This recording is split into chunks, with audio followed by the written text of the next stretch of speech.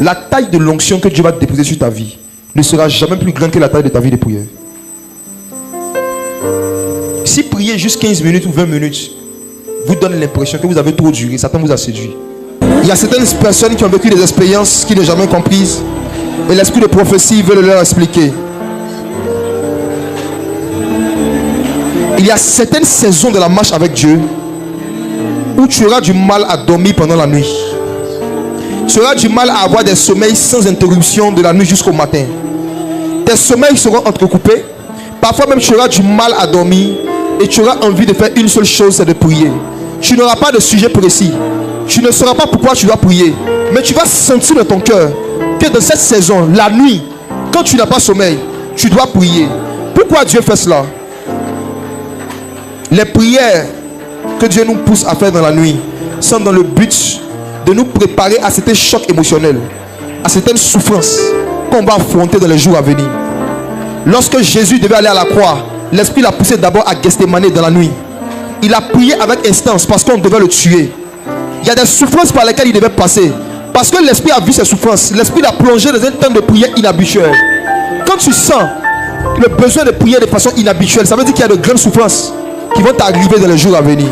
Et si tu ne pries pas, aïe, quand ces souffrances vont arriver, elles peuvent te détruire.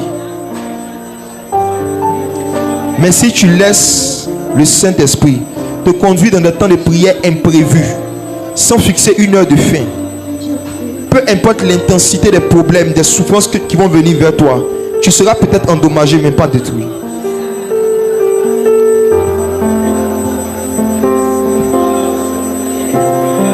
Dans cette saison, tu dois aimer la prière plus que Facebook. Dans cette saison, tu dois aimer la prière plus qu'Instagram.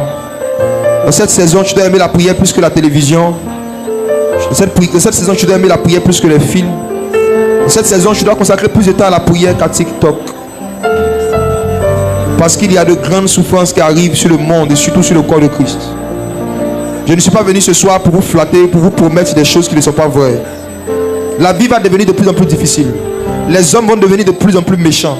Le Seigneur Jésus avait prophétisé que dans les derniers jours, les gens se haïront et se trahiront. Ils se haïront et ils se trahiront. Ils se haïront et ils se trahiront. Ne pense pas que ce verset ne va pas t'atteindre. Si Jésus a été trahi, plus tu vas ressembler à Jésus, plus les traîtres vont t'aimer.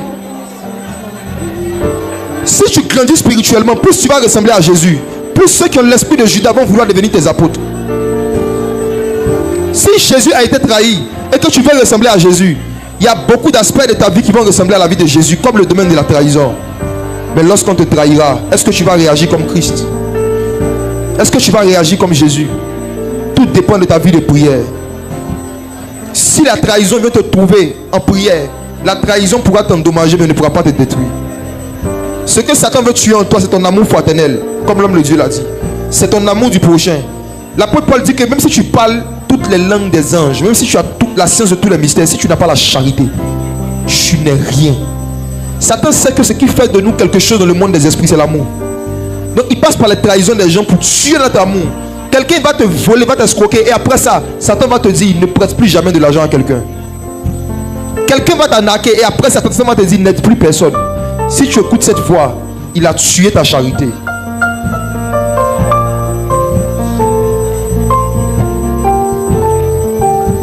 Jeûnez, pleurez pour demander à Dieu de vous rendre addict à la prière. La prière peut faire ce que l'argent ne peut pas faire. La prière peut faire pour toi ce que ton papa ne peut pas faire pour toi. La prière peut faire pour toi ce qu'aucun homme de Dieu ne peut faire pour toi. Jésus, dans les temps les plus difficiles de sa vie, la première fois de sa vie où il a eu peur, il a eu des angoisses, il a dit mon âme est angoissée jusqu'à la mort. Il a pris 3 de ses amis, il dit venez être avec moi. La Bible dit qu'ils ont dormi. La seule personne qui est restée éveillée avec Jésus, c'était la prière. Il ne lui restait que la prière. La Bible dit qu'il a prié jusqu'à ce que sa sueur se transforme en sang. Vous imaginez l'intensité. Nous blaguons dans nos églises. Nous blaguons dans nos églises. Quand tu vois l'église moderne en train de prier, tu comprends pourquoi ils sont étrangers aux miracles et aux dons de parole de connaissance. Leurs prières même ressemblent à des blagues. Voici pourquoi leurs prophéties sont amusantes. La taille de l'onction que Dieu va déposer sur ta vie ne sera jamais plus grand que la taille de ta vie de prière. Si prier juste 15 minutes ou 20 minutes vous donne l'impression que vous avez trop duré, Satan vous a séduit. Jésus a prié pendant 1 heure. Et lorsqu'il est revenu, il a trouvé ses apôtres endormis et il leur a dit, vous n'avez pas pu prier 1 heure avec moi. Pour dire que c'est le minimum vital. C'est le minimum.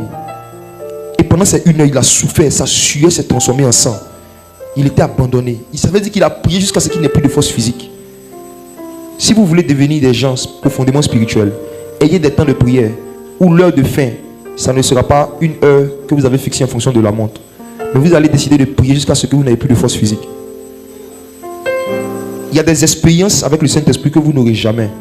Tant que vous fixez des heures de fin à vos temps de prière personnels tout le temps, il y a des moments dans la vie chrétienne où tu dois te dire, je vais prier jusqu'à ce que je n'arrive plus à prier. Et c'est ce qui est arrivé à Jésus. Quand il est tombé dans l'agonie, qu'il n'arrivait plus à prier, la Bible dit qu'un ange du ciel est venu pour le fortifier. Ça veut dire quoi? Il y a certaines expériences surnaturelles. Il y a certaines forces qui viennent du ciel lorsque l'homme n'a plus de force sur la terre.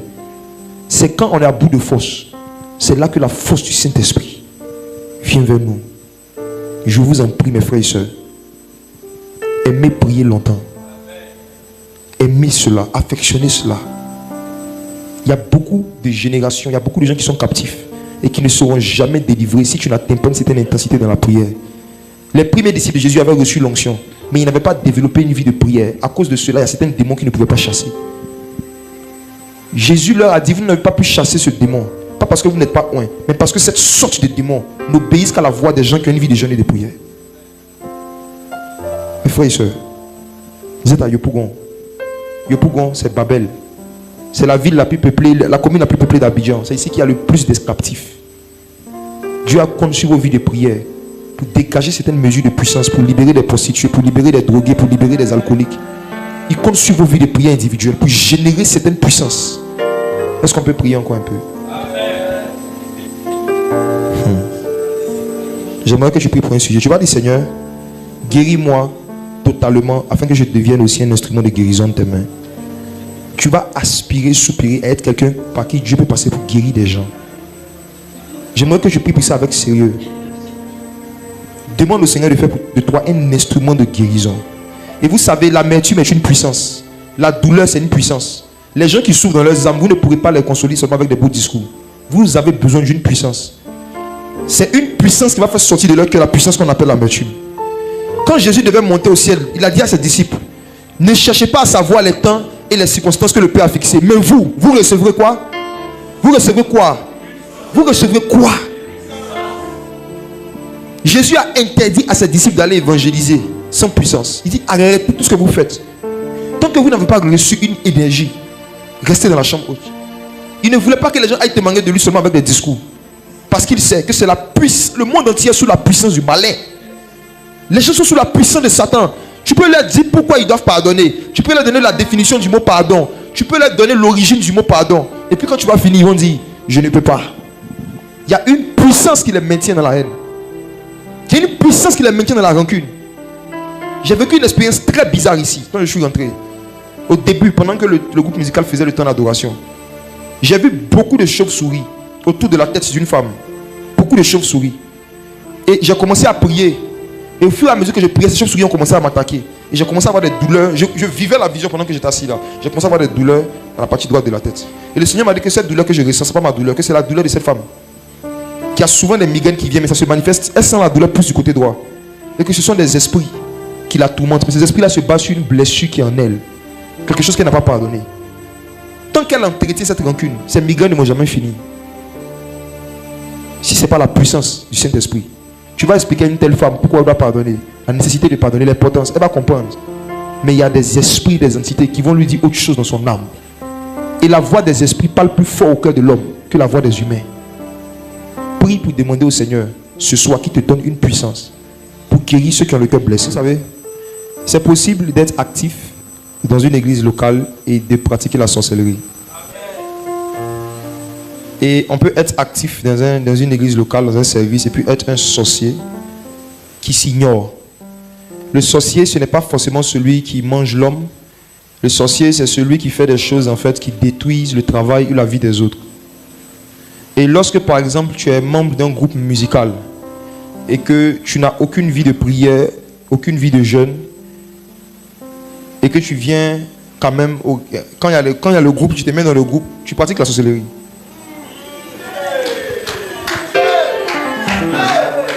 Toute personne qui fait régulièrement le service dans la maison de Dieu, mais qui ne prie pas régulièrement, pratique la sorcellerie.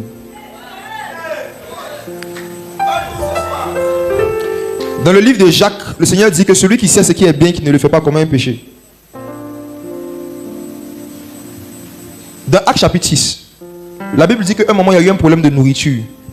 Les veuves des hellénistes, c'est-à-dire des Grecs qui s'étaient convertis à Jésus, se plaignaient qu'elles étaient négligées dans la distribution de nourriture et qu'on favorisait les veuves des Juifs. Il y a eu un palabre à cause de cela et les apôtres ont dit: choisissez 7 personnes remplies du Saint-Esprit pour servir aux tables. Dans l'église de Jésus, même pour servir la nourriture, il faut être rempli du Saint-Esprit et pour diriger l'adoration. Je rembobine. Dans l'église de Jésus, pour servir la nourriture, on demandait que même ceux qui vont donner du pain soient remplis du Saint-Esprit. Et ceux qui doivent accueillir les gens à la porte.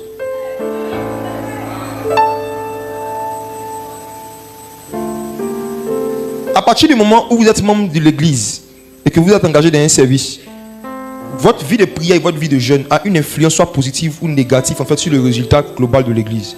Si le pasteur lui prie pour vous et que vous ne priez pas pour lui, vous êtes dans la sorcellerie.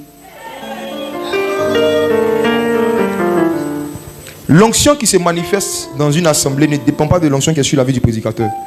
Ça dépend de ce qui est généré par tous ceux qui viennent s'asseoir là. Nous sommes un corps. Le pasteur n'est pas le corps de Christ. Le corps, c'est toi plus lui. Donc s'il y a un seul membre qui fait beaucoup d'efforts et que les autres membres sont en repos, l'autre membre va se faire mal. Donc la négligence de vos vies de prière personnelles peut endommager le ministère d'un pasteur. Si vous n'êtes pas prêt à vous engager à avoir des temps de jeûne et de prière chaque semaine personnelle, désengagez-vous de l'œuvre du Seigneur. Sinon vous allez devenir des sorciers. La Bible dit que celui qui néglige son travail est frère de celui qui détruit. Dans le livre des Proverbes. Celui qui est négligent dans son travail, la Bible dit qu'il est parenté avec le diable. Il est frère de celui qui détruit.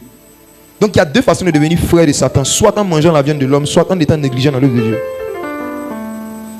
Parce que je le dis parce que je vois des choses bizarres. Il y a un groupe de personnes sérieux qui prient, qui jeûnent, qui travaillent. Et il y a un autre groupe de personnes qui passent leur semaine à regarder des films, à regarder Netflix. Et c'est ici qu'ils viennent se prosterner. Il y a certains qui ne prient ni à la maison ni à l'église. À la maison tu ne pries pas. À l'église encore donne ce sujet de prière. Tu ouvres tes yeux comme un hibou, tu regardes les gens. Tu sais que tu ne pries pas à la maison. Dieu dans son amour profond te donne l'opportunité d'être dans un endroit où on te donne des sujets de prière. Là encore tu ne pries pas. C'est la sorcellerie. C'était une parenthèse.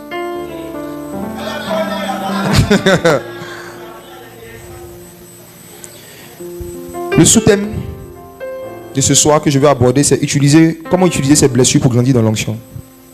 Comment utiliser ses blessures pour grandir dans l'onction. Toute chose concourt au bien. Ce qui aime Dieu. Même les blessures. Ce soir, par la grâce de Dieu, je vais t'expliquer comment est-ce que tu peux exploiter Satan. Tu peux abuser du diable. Tu peux utiliser les faux coups qu'il te donne pour devenir encore plus puissant.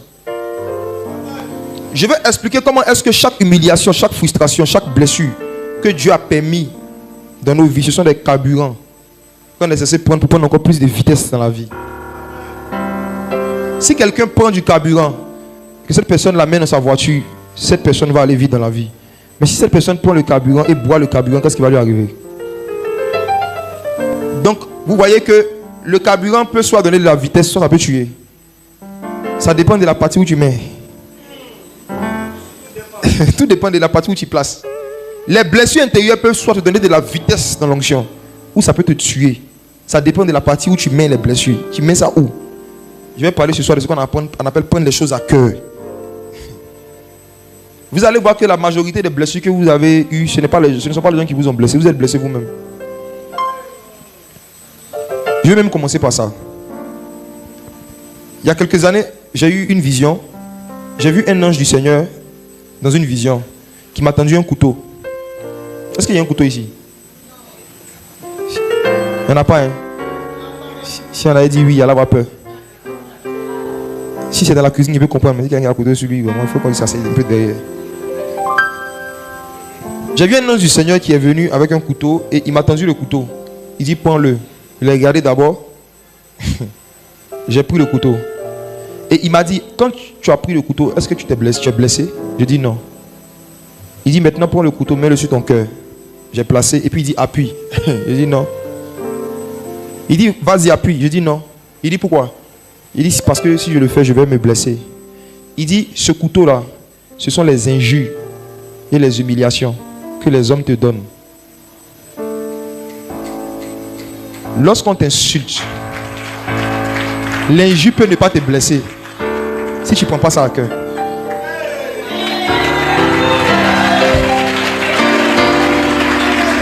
Il m'a dit, chaque fois que tu as été blessé par une injure, ce n'est pas la personne qui t'a donné l'injure qui t'a blessé, c'est toi-même qui t'es blessé.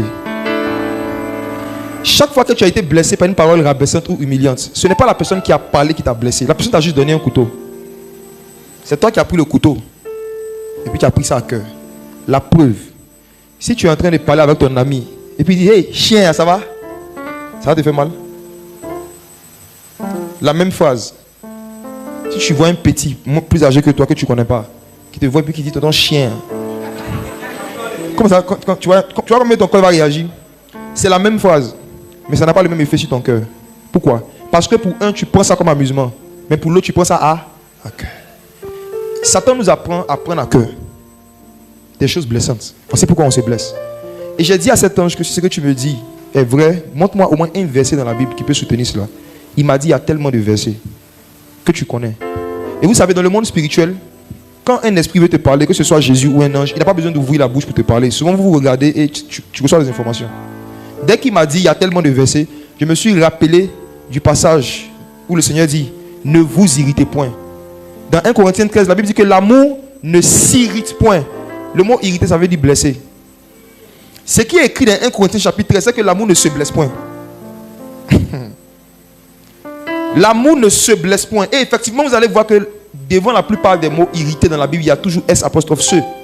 S'irriter, se blesser. Ça veut dire que c'est toi qui prends le couteau et puis tu décides si tu mets ça dans ton cœur, dans ta cuisse, ça dépend de toi.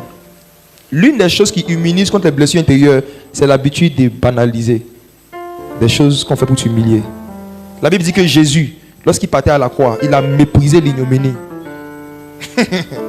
Il a méprisé la honte. Voici pourquoi il n'était pas blessé dans son cœur vis-à-vis des pharisiens. Parce que tout ce qu'on lui a fait, il n'a pas pris ça à cœur. Alléluia. Je pose maintenant une question. Je vais procéder par question ce soir. Qui est la première personne dans l'histoire de la Bible qui a été blessée? Quelqu'un dit Caïn. Attendez, allons doucement. Faites comme votre pasteur, réfléchissez avant de parler. Vous voyez, votre pasteur, quand il parle, c'est ça qu'il a réfléchi. Il n'a pas de dire les choses comme ça, il a réfléchi. Réfléchissez. Quand vous regardez la Bible de Genèse Apocalypse, si on vous demande quelle est la première personne qui a été blessée dans la Bible, c'est qui? Vous êtes intelligent, c'est Dieu. Il y a des endroits où j'ai été, on dit c'est Abel. Le premier être qui a été blessé parmi nous tous là, c'est Christ. Apocalypse chapitre 13 verset 8, lisons ça. Tu vas voir que peu importe ce qu'on t'a fait dans ta vie, tu n'as pas souffert que Jésus. Donc il faut arrêter de te lamenter un moment. Ce qu'on a fait à Jésus, si toi tu avais fait la moitié, peut-être tu allais marcher quoi. Pourtant tu vois Jésus, il est glorieux. Il est toujours bien habillé. La première fois même que Jean l'a vu, il y en a quelqu'un qui n'a jamais eu de problème. Il a porté ceinture en or. Oh. Apocalypse 13 verset 8. Est-ce que quelqu'un peut m'aider à faire la lecture pour qu'on puisse aller vite? Quelqu'un peut prendre le micro? Qui peut m'aider à faire la lecture? Qui a un micro quelque part?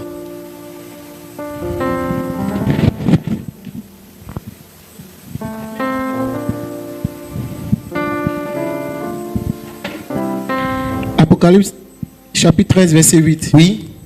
Et tous les habitants de la terre l'adoreront. Ce dont le nom n'a pas été écrit dès la fondation du monde dans le livre de vie de l'agneau qui a été immolé. L'agneau a été immolé dès la fondation du monde. Je vais revenir sur ça tout à l'heure. Il avait fait quoi? Toi qui te demandes, qu'est-ce que j'ai fait pour vivre tout ce que j'ai vécu? Dieu va te donner la réponse ce soir. Tu te demandes pourquoi c'est toi qui as vécu ça. On va poser la même question à Jésus. Qu'est-ce qu'il a fait pour que le Père l'immole dès la fondation du monde? Il a fait quoi? Et puis il est là comme ça, on le blesse. Deutéronome 32, verset 39.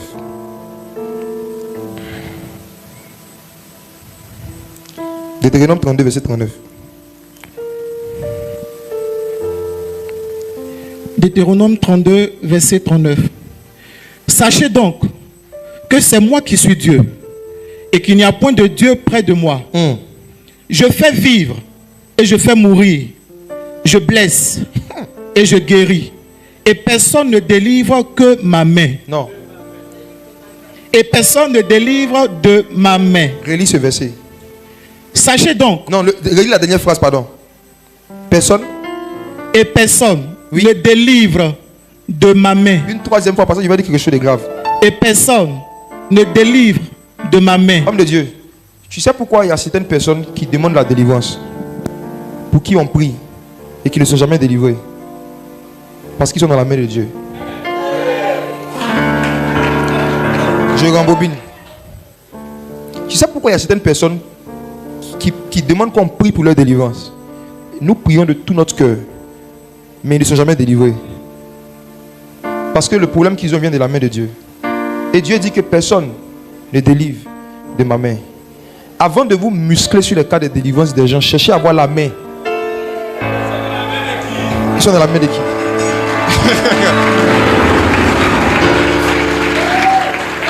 Souvent, il a fallu dire ça en anglais. Il a fallu dire you need to investigate. En fait, souvent tu as besoin de faire des recherches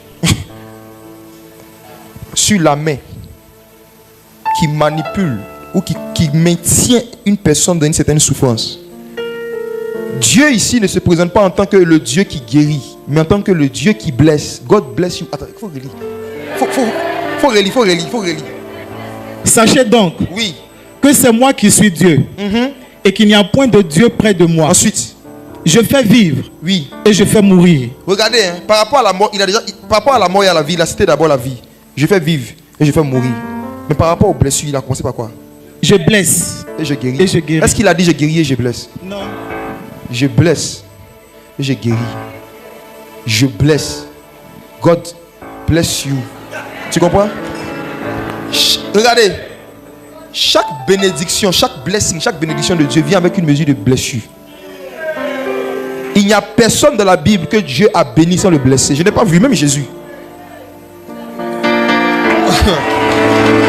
Je n'ai pas vu. Personne ne délivre de ma main.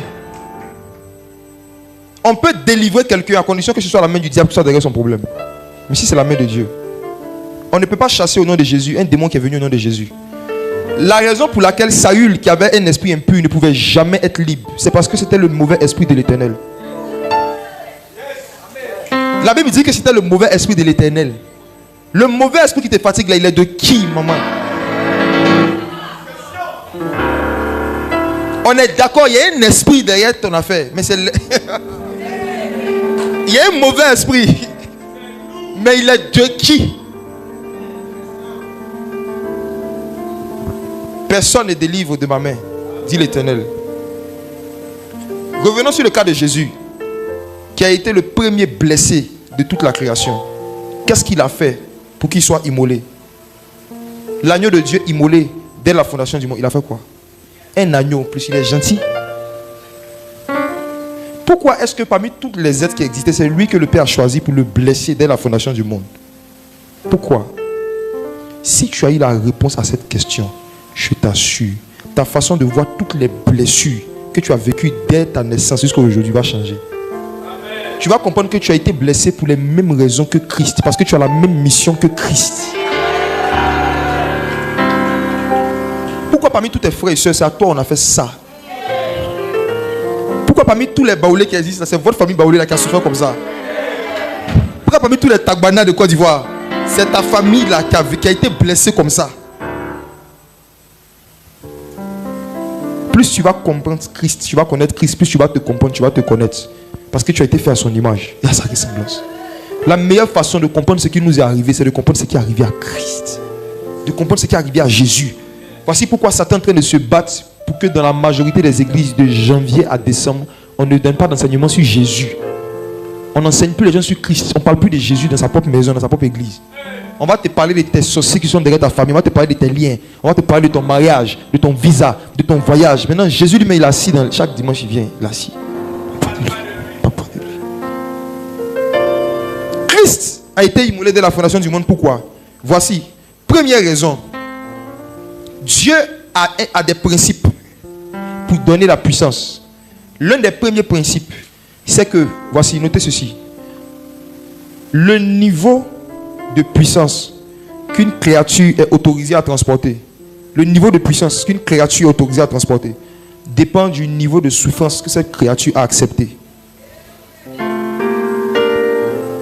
Je réponds. Le niveau de puissance qu'une créature est autorisée à transporter, ça dépend du niveau de souffrance que cette créature a accepté. Souffrance venant de Dieu. Permettez-moi de vous le prouver avec des éléments de la nature. Entre burger et puis sauce graine, qu'est-ce qui est plus doux? Il répond. Hein? Entre un burger et puis sauce graine, qu'est-ce qui est plus doux?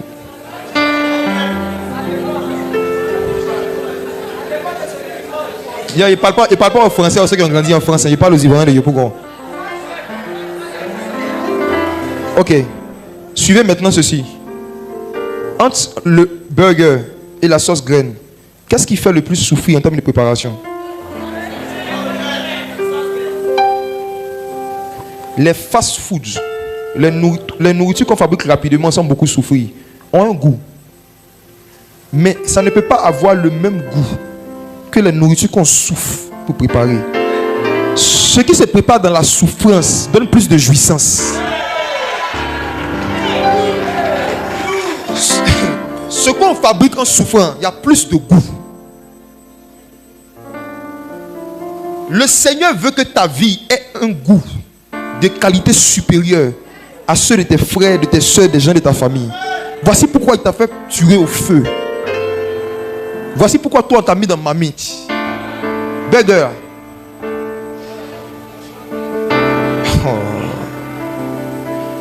Quand vous voyez un homme dont les prédications, dont la vie, dont les conseils sont savoureux, je vous assure, parlez avec lui. Vous allez voir que derrière, c'est quelqu'un qui est passé par beaucoup de souffrance. C'est sauce graine. Le pasteur qui est là, c'est sauce graine. C'est qui l'explique aujourd'hui là?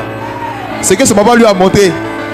Après, il nous dépose, il disparaît. Il nous dépose, il disparaît. Non, j'ai dit que je comprends tout. Vous savez, il y a certaines personnes, j'ai connu même certains prédicateurs, parfois dans le milieu anglophone, quand ils prêchent, ils disent rien d'extraordinaire. Parfois, ils racontent des histoires, de toute façon, c'est doux. Sa prédication est douce, le message est doux. Mais je ne sais pas pourquoi. Ça dit que c'est pas parce qu'il explique des grands mystères. Mais même qu'il raconte des choses simples, c'est doux. Je me rappelle la première fois où j'ai vu l'évangéliste Daniel Kolanda. Je ne sais pas si vous le connaissez, le CFN, un fils spirituel de Renat Bonke. En 2012, ils sont venus à Abidjan dans une croisade. On dit croisade d'évangélisation, il y avait plus de 100 000 personnes. Je n'avais jamais vu une aussi grande foule réunie quelque part. Au stade, un stade de Yopougon. Quelqu'un, nous on est sérieux, puis on n'est pas chaise. Hein. On est arrêté, on est venu écouter la parole de Dieu. Vous savez ce qu'il fait? Il dit, est-ce que vous aimez Jésus? Oui. Levez la main, vous aimez Jésus? Oui. Ils ont porté un faux pagne. Est-ce que vous aimez Jésus? Oui. Qui était là? Vous voyez ce qu'il a fait? Il ne va jamais oublier. Ça m'avait choqué, même ça m'avait énervé au début. Ça m'avait choqué, ça m'a fait réfléchir. Ça m'a pris au moins 7 ans pour comprendre. Regardez, il dit, aujourd'hui, Jésus va guérir beaucoup de malades. Jésus va faire des miracles. Les gens crient, ouais. Il dit, mais avant les miracles, on va passer à la parole. On dit, ouais, donne la parole. C'est ce qu'il a fait. Il dit, un jour, je suis allé dans un restaurant. J'ai donné l'argent pour acheter un menu. J'ai pris juste le burger. Je suis sorti. Et quand je suis sorti, le vendeur est venu me voir pour me dire, monsieur, vous avez oublié le Coca-Cola. Il a dit, non, il ne veut pas de Coca-Cola. Mais la femme dit que, en fait, vous avez payé, que le prix que vous avez payé vous donne droit au burger et au Coca-Cola. Donc, même si vous ne voulez pas, on doit vous donner parce que c'est ce que vous avez payé. Et il dit de cette façon, quand Jésus allait à la croix, il a payé pour nos péchés et pour nos maladies. Mais l'église moderne dit qu'eux, ils prennent seulement les péchés, ils ne veulent pas la guérison des malades. Il dit Jésus a payé le prix pour qu'on reçoive le pardon des péchés, le pardon des maladies. Mais il y a des gens qui ne prennent que le pardon des péchés. Donc lui, il est venu nous donner le Coca-Cola. Les malades levaient les mains. Il a prié, les miracles ont commencé à se passer. Mais frère, c'est quelle évangélisation ça? Des aveugles ont commencé à voir devant moi. Des paralytiques ont commencé à marcher. Il y avait un enfant qui était muet devant moi. Il était au dos de sa maman. Il a commencé à crier maman, maman. Il y avait l'impression qu'il devenait fou. Il dit attends, Les pasteurs qui prêchent les mystères des 7 tonnerres, d'Apocalypse, des 7 anges, des 7 étoiles. Même guérison des mal de tête, on ne voit pas. Un gars vient nous raconter l'histoire de Coca-Cola et Burger, les aveugles voient. Il a dit non, il doit comprendre, il y a quelque chose qui ne va pas. Ça m'a pris 7 ans pour comprendre, 7 ans. En fait, c'est quand j'ai écouté l'histoire de sa vie, j'ai vu pourquoi est-ce qu'il n'a pas besoin de dire beaucoup de choses pour que beaucoup de choses se passent. La puissance qu'il dégage là, c'est à cause des souffrances par lesquelles il est passé. Si quelqu'un vous dit qu'il peut vous imposer les mains et que juste par son imposition des mains, vous allez commencer à manifester autant de puissance que lui, il veut vous escroquer. S'il suffisait de donner une offrande à quelqu'un et une imposition des mains pour accéder au même niveau de puissance que lui, je pense que les apôtres, vraiment, ils n'allaient pas avoir besoin de prier dans la chambre haute pendant 10 jours pour attendre le Saint-Esprit. Jésus allait juste les toucher comme ça, chacun, ils allaient partir. Le Acte chapitre 2, le jour de la Pentecôte, tu sais que dimanche prochain, beaucoup d'églises vont jouer au même jeu que chaque année. Et beaucoup de pasteurs pensent que le Pentecôte, c'est la fête d'anniversaire du Saint-Esprit. Beaucoup de chrétiens pensent que c'est la date d'anniversaire. C'est l'anniversaire du Saint-Esprit dimanche prochain. C'est dimanche prochain, ils vont commencer à parler de qui est le Saint-Esprit, comment il est venu. Toute l'année, on ne parle pas de lui. On attend le jour de son anniversaire. On parle de lui un peu, puis après, allez, on commence à parler de l'argent. Ok, continuez. En ce qui nous concerne, nous, on a décidé de parler du Saint-Esprit chaque semaine. La Pentecôte, ce n'est pas la date d'anniversaire du Saint-Esprit. Ce n'est pas le jour où le Saint-Esprit est descendu que la Pentecôte a commencé. C'est le Saint-Esprit qui est descendu le jour de la Pentecôte. En fait, le Saint-Esprit est descendu le jour de la Pentecôte. Donc, il y avait une Pentecôte. C'est lui qui a décidé de descendre ce jour-là. Ce n'est pas sa fête. Il s'est invité dans une fête juive. Ce n'est pas sa venue qui a institué la fête. Voici pourquoi les premiers disciples ne fêtaient pas la venue du Saint-Esprit. Le Saint-Esprit n'a jamais quitté la terre. Il a toujours été là. Il n'y a pas un jour où il est venu, puis un jour il est parti. Il est là. Frère, écoutez ceci. La puissance que vous allez recevoir, garder, manifester, dépend de la façon dont vous avez traité les souffrances par lesquelles vous êtes passé. Chaque souffrance a un but. C'est un pédagogue pour nous conduire à l'onction. De la même manière que la Bible dit que la loi de Moïse était un pédagogue pour nous conduire à Christ. La souffrance est un pédagogue pour te conduire à la puissance. Mais tout dépend de la façon dont tu vas prendre ça. Tout dépend de la façon dont tu vas prendre ça. Christ a été immolé dès la fondation du monde parce qu'il fallait qu'il soit blessé pour être qualifié à recevoir certaines choses. Je donne encore un exemple concret. Dans nos cultures africaines, qui a eu des amis à Nango? Est-ce que vous savez que les vrais Anango, quand l'enfant naît, on le blesse sur le visage? Vrai ou faux? Et dans d'autres cultures, on fait des quoi? Est-ce qu'il y a un Anango ici? Tu as ça? Viens mon frère. On va acclamer le Seigneur pour notre frère Anango. Il va nous aider à bien comprendre la parole de Dieu. Viens. Tu te demandes pourquoi est-ce que tu as vécu des blessures depuis ton enfant, je vais t'expliquer. Pour toi, c'est parti. C'est un point qu'ils ont mis. C'est un point. Oui, c'est vrai. Mais tu as fait quoi? Tu étais bébé, non? Tu as fait quoi? Non, c'est comme ça. Pourquoi c'est comme ça? Pourquoi expliquer? Parce qu'en fait, là, le Seigneur utilise les choses naturelles pour qu'on comprenne les choses spirituelles. Pourquoi est-ce que toi, quand tu es né là, tout le monde avait envie de te faire souffrir? Chacun avait envie de te faire un petit point. Pourquoi? Est-ce que tu sais que tu comprends le sens de cette pratique? Bon, une fois, j'ai demandé à ma mère. Elle m'a dit que d'abord, chez les Baoulés, même au village, quand tu nais, pendant que le bébé dort, on soulève une casserole et on jette par terre pour voir si tous tes sens sont accomplis. Donc, je suis revenu chez mon père et puis je lui ai demandé. Il m'a dit c'est pour savoir si tu es garçon. Du coup, chez nous, si tu te bats avec ton frère ou ta soeur, tu ne dois jamais être le premier à partir te plaindre. Sinon, c'est toi qui vont frapper. C'est comme ça chez nous. Je ne sais pas pourquoi est-ce qu'on fait des marques, des incisions sur les visages. Je ne sais pas à quoi ça sert. Ça, c'est pour marquer l'identité. Parce que chez nous, il y a plusieurs peuples.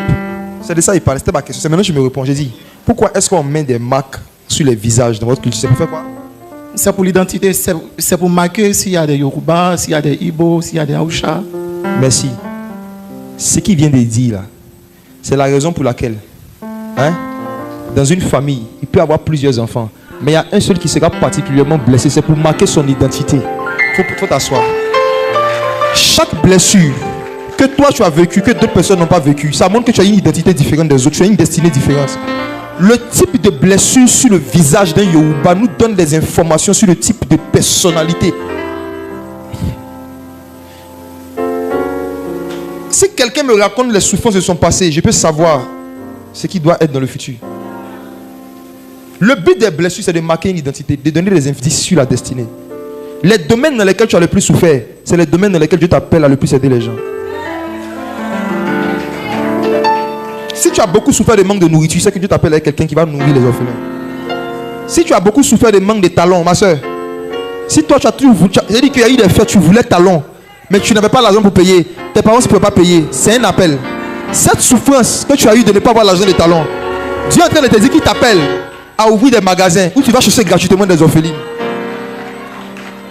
Si vous voulez connaître votre destinée, méditez sur vos souffrances. La réponse est donnée. Les domaines dans lesquels vous souffrez le plus, c'est là-bas qu'il va t'appeler à être une plus grande bénédiction pour les gens. C'est pourquoi on n'a pas tous souffert la même chose. Moi, le peu qu'il expliquait, moi, il était choqué. Et puis, souvent, tu penses que tu as souffert jusqu'à ce que tu écoutes tes témoignages de quelqu'un. C'est là que tu vois que toi t'as caressé. C'est là que tu vois que toi t'as caressé. Quand tu écoutes quelqu'un comme ça parler, c'est là que tu vois que toi t'as caressé. Toi, tu mets 3 fois par jour, mes parents m'ont traité. Parce qu'il n'y avait pas de canal. On m'a dit d'aller dormir. Il y a certains, vous pensez que vous avez eu des blessures intérieures, vous avez des caprices intérieurs. Caprices intérieurs. J'étais au Maroc, je rentrais à Abidjan il y a quelques mois, et comme ça m'arrive souvent, quelqu'un m'accoste dans la salle là. Ah, bonjour homme de Dieu, excusez-moi, je regarde vos vidéos, parle, il dit oui, merci, merci. Après, il y a un autre groupe qui s'ajoute dessus, donc j'étais avec un ami d'enfance, tu sais quoi, quand les gens vont venir vers moi, on va faire semblant. Comme si on est en train de parler, je suis trop occupé. Donc quand quelqu'un vient et dit excusez-moi, je parle à quelqu'un, puis il les chasse. Donc on a commencé à jouer à ce jeu-là. Les gens m'abordaient, les gens viennent à l'aéroport, excusez-moi, c'est vous l'évangéliste? Il dit peut-être. Et puis il continue de parler. Et il y a une petite en particulier qui a attiré mon attention, elle est venue.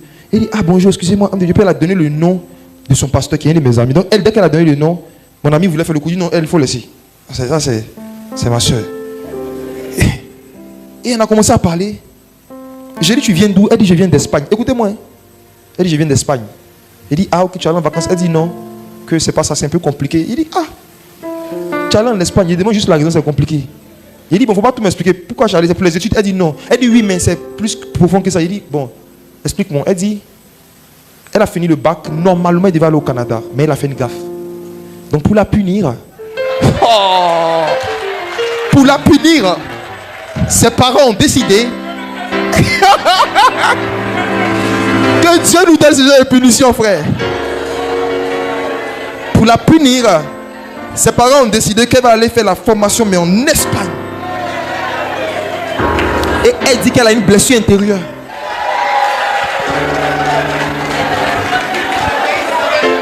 Elle était blessée.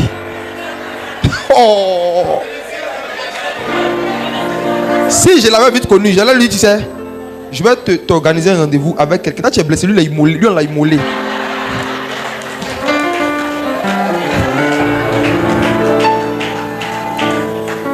Écoutez, voyez les blessures qu'on vous a infligées comme des marques de Yoruba. Dites-vous que Dieu a fait ça pour vous donner une identité, pas pour vous faire du mal. C'est pour vous donner une identité, une destinée que Dieu a permis que vous vivez certaines blessures, vous que des personnes ne vivent pas. Et quand vous aurez l'impression d'avoir trop souffert, cherchez à écouter les témoignages des gens qui ont plus souffert que vous, ça va vous calmer. Moi j'ai des vidéos que j'ai téléchargées, des personnes qui n'ont pas de bras et n'ont pas de pieds mais qui travaillent. J'ai vu la vidéo d'une femme au Mali qui n'a pas de bras, elle prépare avec ses pieds. C'est parce que quelqu'un a déjà vu ça, elle rampe comme ça, qui a déjà vu cette vidéo. Voilà.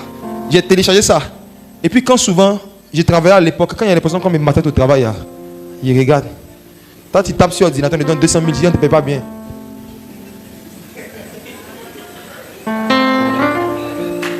Si vous voulez garder un cœur reconnaissant envers Dieu et un cœur humble, vous devez avoir des systèmes de rappel que vous êtes favorisés. Et l'une des façons de se rappeler qu'on est favorisé, c'est constamment de regarder la vie ou l'histoire de certaines personnes qui vivent pire que nous, je vous assure. C'est l'une des façons qui fait que le cœur, tu gardes ton cœur reconnaissant devant le Seigneur. Et moi, j'avais téléchargé des vidéos comme ça. Quand on me fatiguait au travail, quand ma patronne me frisse, me blesse, je vais m'asseoir et regarde. Elle n'a pas de bras. Elle prépare ses pieds. Elle vient un autre gars, lui il n'a pas bras, il n'a pas pied. Lui, c'est dit que lui il n'a pas bras, il n'a pas pied. Lui on le soulève comme ça. Mais il a voiture. Ils ont fait voiture pour lui. Et puis moi, il n'est pas la foi que moi qui ai 2 bras, 2 pieds. Un jour, il va arrêter et prendre Baka. Dieu voulait commencer à utiliser Josué, il lui a dit, je serai avec toi comme j'ai été avec mon serviteur Moïse. Parce que chaque fois que Dieu fait quelque chose avec toi, Dieu va te montrer un homme pour qui il a déjà fait la même chose. Ou avec qui il a déjà fait quelque chose de similaire de ce qu'il veut faire avec toi. En méditant sur cet homme, tu te donnes une idée claire de ce que toi tu peux faire et de ce que Dieu veut faire avec toi. Ayez des personnes dont vous connaissez la vie, qui ont vécu pire que vous, qui se sont sortis. Et puis de temps en temps, lisez leur histoire, lisez leurs vidéos. Quand ton cœur veut commencer à s'enfler, ou à s'énerver, ou à s'irriter, tu dis, oh mon âme, regarde ce monsieur. Parlez à votre âme, l'âme est têtue. Quand ton âme veut te donner l'impression que toi tu souffres trop, tu as trop de problèmes, tu dis, oh mon âme, moi au moins il y a 500 sur mon compte Wave. Les petits qui demandent 100 francs, les mendiants qui demandent 100 francs, 25 ans. Entre moi et eux, c'est qui Dieu n'a pas favorisé.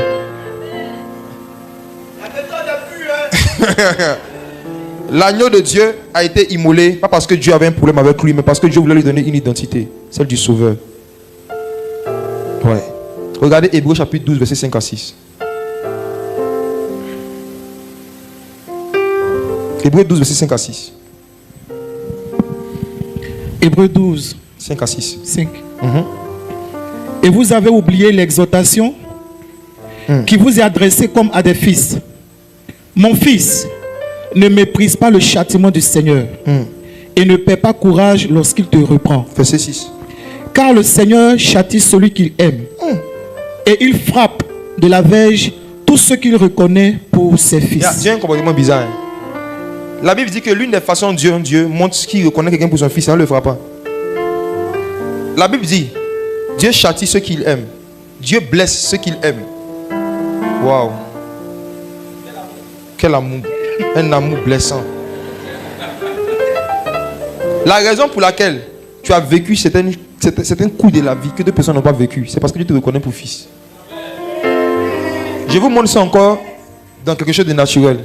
Quand un enfant naît et qu'il ne pleure pas, on lui fait quoi? Maintenant, si tu passes et puis tu vois un chien en train d'accoucher et puis le chiot ne pleure pas, tu as fait quoi? Celui que tu reconnais pour fils, c'est celui que tu biches.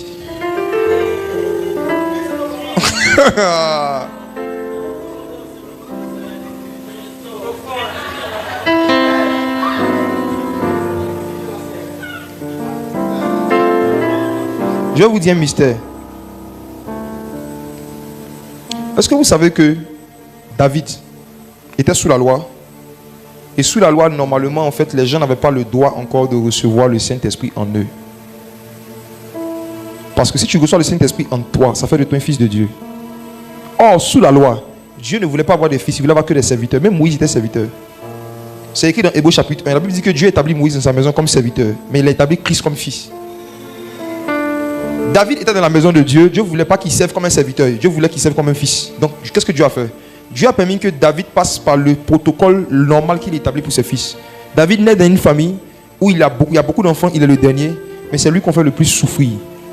Pendant que ses frères sont dans les grandes écoles, les bonnes écoles qui correspondaient à l'époque à l'armée, lui, on envoie surveiller les moutons. Et où ça? Dans la forêt. Qui a des moutons dans la forêt? Souvent quand on lit la Bible, là. Souvent quand on lit la Bible, quand on n'ajoute pas un peu d'intelligence, un peu de culture, on ne va pas comprendre profondément ce que Dieu essaie de nous dire. Vous qui avez grandi un peu au village, on élève les moutons dans la forêt. Mais la Bible dit que lorsque Samuel est venu trouver David, il élevait les moutons où? Posez-vous des questions. C'est quel mouton ça? Mouton de forêt. Vous pensez que ses parents l'ont envoyé là-bas pour surveiller le mouton? Non, c'était pour que les ours le tuent. C'est pourquoi on le tue. Cette technique de mettre quelqu'un là où il y a le danger pour qu'il meure, c'est ce que David lui-même, quand il a grandi, il utilisait pour tuer Uri. Quand David voulait tuer Uri, David a dit aux gens, mettez Uri là où le combat est violent. On va dire personne ne l'a tué. Mettez-le là où il y a beaucoup de danger, il va mourir seul. C'est la même chose. Mouton qu'on élève dans la plaine là, son papa a pris le mouton, il dit toi tu vas faire ça dans la forêt. Et effectivement le petit est en train de suivre ses moutons dans la forêt. Et puis un lion vient. Et le lion ne s'attaque pas à David. Le lion vient et puis le lion il voit David, il le laisse et puis il prend une brebis de son père. Et qu'est-ce que David faisait? La Bible dit que David poursuivait le lion. Soyons francs. Si on était à la place de David, on surveille des moutons de quelqu'un qui nous déteste. C'est même pas lui mais ses propres moutons. C'est même pas tes propres moutons. Quelqu'un qui te déteste, qui te met à l'écart, qui te met en danger. Il te dit de surveiller ses moutons. Et puis tu vois que les lions viennent manger. Tu vois, te dis quoi? C'est le lion de la tribu de Judas. C'est Dieu qui est en train de faire mon palabre. Vrai ou faux? Si David avait la rancune contre son papa, il allait se dire, Dieu a donné, Dieu a repris. C'est bien. Ils n'ont qu'à bouffer ces moutons. C'est parce qu'il y a un mouton qui me voit dans la forêt. Si eux tous on les tue, il est resté à la maison. Si David avait quelque chose dans son cœur contre son papa, il allait voir dans le fait que les lions viennent manger le mouton comme la justice de Dieu. David avait un cœur pur. C'est pour ça qu'il a vu Dieu. Dans Matthieu 5, Jésus dit, il n'a pas dit heureux ceux qui prient beaucoup, il dit heureux ceux qui ont le cœur pur, car ils verront Dieu. Le cœur pur, c'est la faculté de ne pas accepter de garder rancune contre quelqu'un, peu importe les raisons.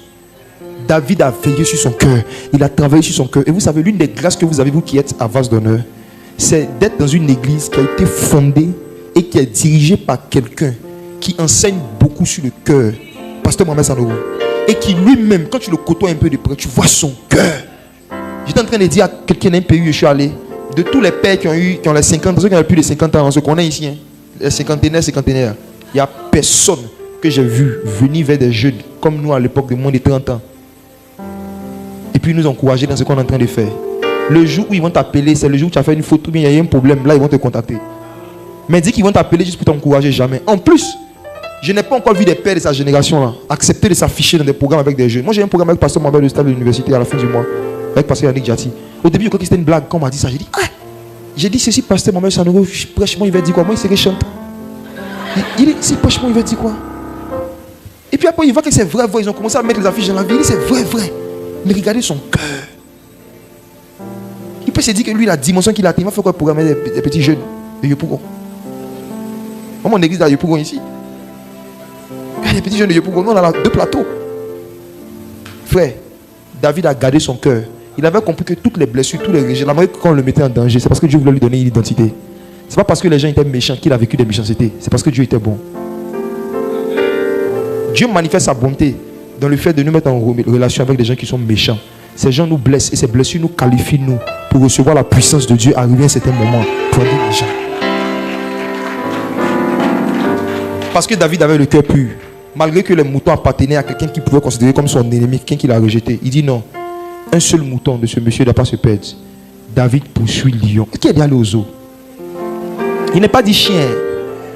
Si vous avez déjà vu le lion, je vous assure, moi, ce qui était à la place de David, même si c'était un chien qui avait pris une brebis, vous ne pouvez pas poursuivre chien.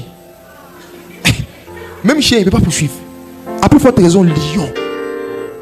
Qu'est-ce qui se passe dans la tête de David pour que, avec des mains nues, lui, un jeune garçon qui a un avenir brillant comme ça devant lui, à cause d'un seul mouton, il y a beaucoup de moutons à cause d'un seul. Ce n'est pas le sujet d'aujourd'hui. Ça c'est autre chose. Il avait un cœur.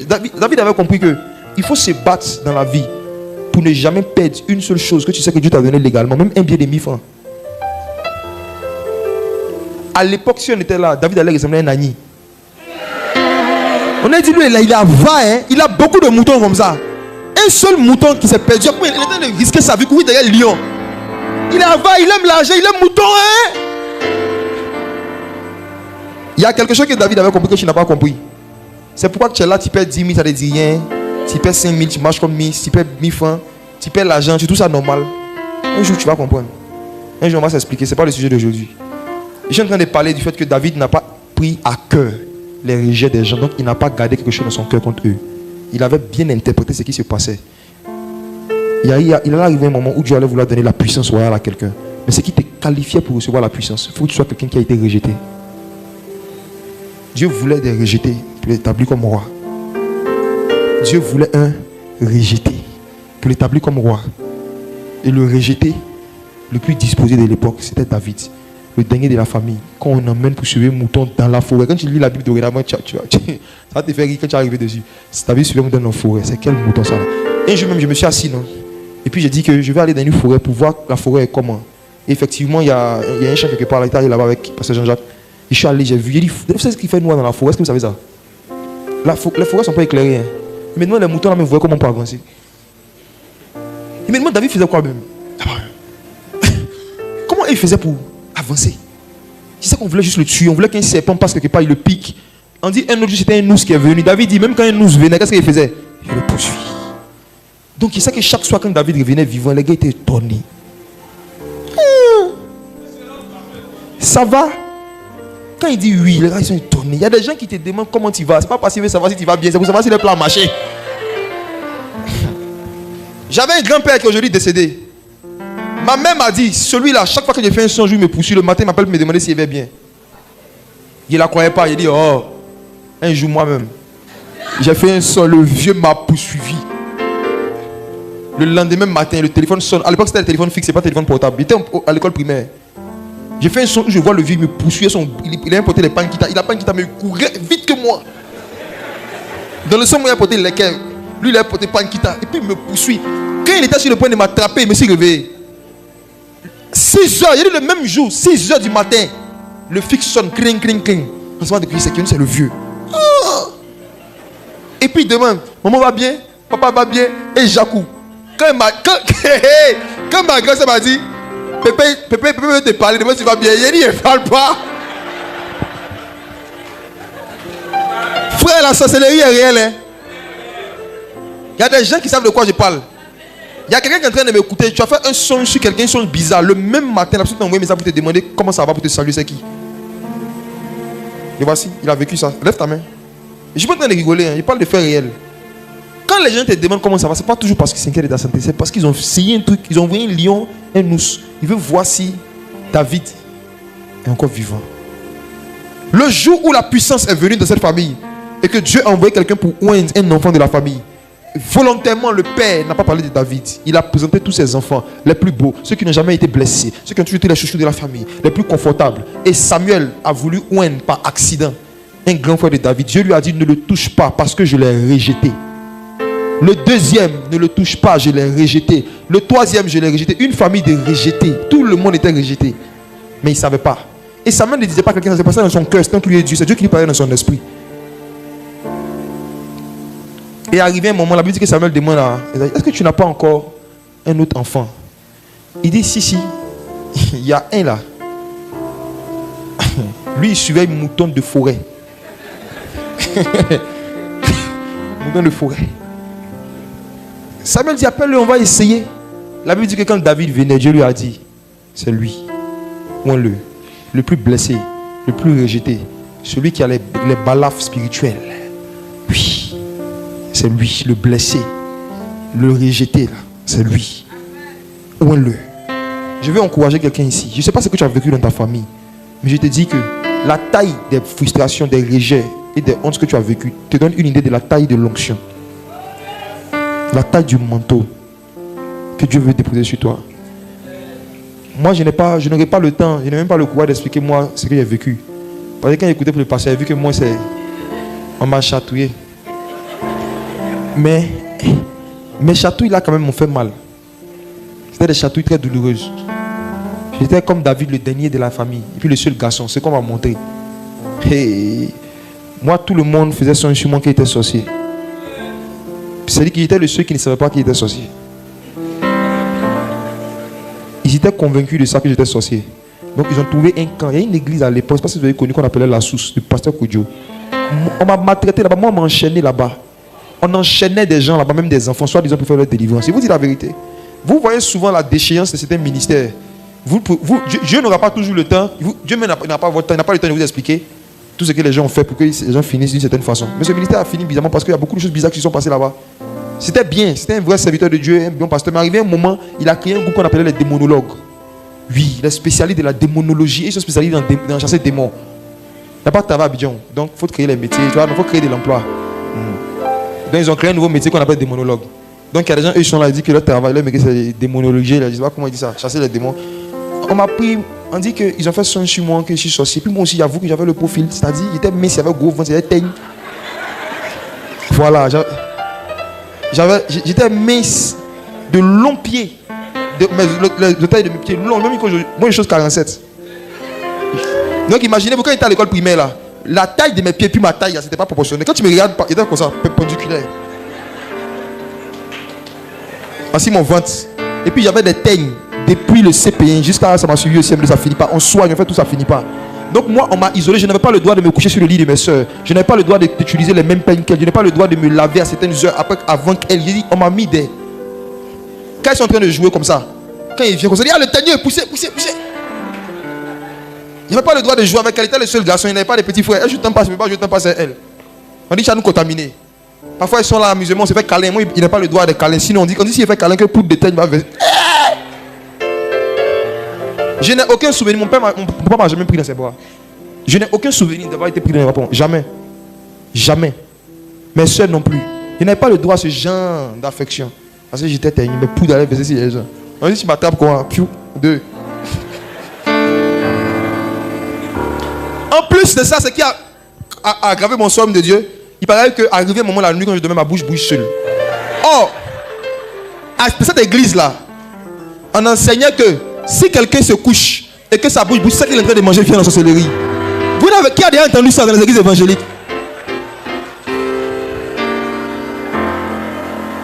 Moi, ma mère était musulmane. Elle s'est convertie à Jésus. Ce que les pasteurs lui disaient, c'est ce qu'elle croit. C'est maintenant par la grâce de Dieu, elle devient un peu hier. Elle lit beaucoup la Bible maintenant. Elle a vase d'honneur. Il a envoyé à vase d'honneur depuis 2015. Mais, de toute façon, on m'a maltraité. J'ai dit que je remplissais tous les critères du petit sorcier. Donc, quand ma bouche a commencé à bouger, on m'a signalé à l'église. Et on m'a envoyé là-bas, sans me dire que c'était pour faire une retraite de délivrance. On m'a dit, ah, va rester un peu à l'église, tu vas jouer avec tes amis de l'école du dimanche. On m'a déposé un vendredi soir, il me rappelle, il était au CM2. Un vendredi soir après le cours. En plein kaki, on me récupère, on dit, allez. Ah ouais, délivrance. Si on m'avait dit c'était bon, on dit si tu vas jouer avec tes amis de l'école du dimanche. J'arrive, de 1, il va que c'est mon solution kaki. De 2, le soir arrive, je demande la nourriture. On dit quelle nourriture? C'est 3 jours de jeûne sec. Un enfant de CM2. On m'a mis sous jeûne sec, 3 jours. Ah! La haine a commencé à rentrer dans mon cœur contre mes parents. Il dit, attends, moi je suis sorcier quoi? Ah, vous ne savez pas manger. Jean, il s'est dit que moi, il mangeait la nuit, donc si il ne mange pas la journée, ça fait rien. Ça m'a fait mal. La haine a commencé à rentrer dans mon cœur. Et ce qui a aggravé ma haine, c'était quand la fameuse délivrance, la journée du samedi. Comme je ne suivais pas les instructions et tout, on m'a attaché, ils ont mis une chaîne sur mon pied. Et puis on m'a attaché un truc. Et je n'étais pas le seul. Il y en a qui avaient des crises de folie et tout, on les attachait aussi pour ne pas qu'ils fuient.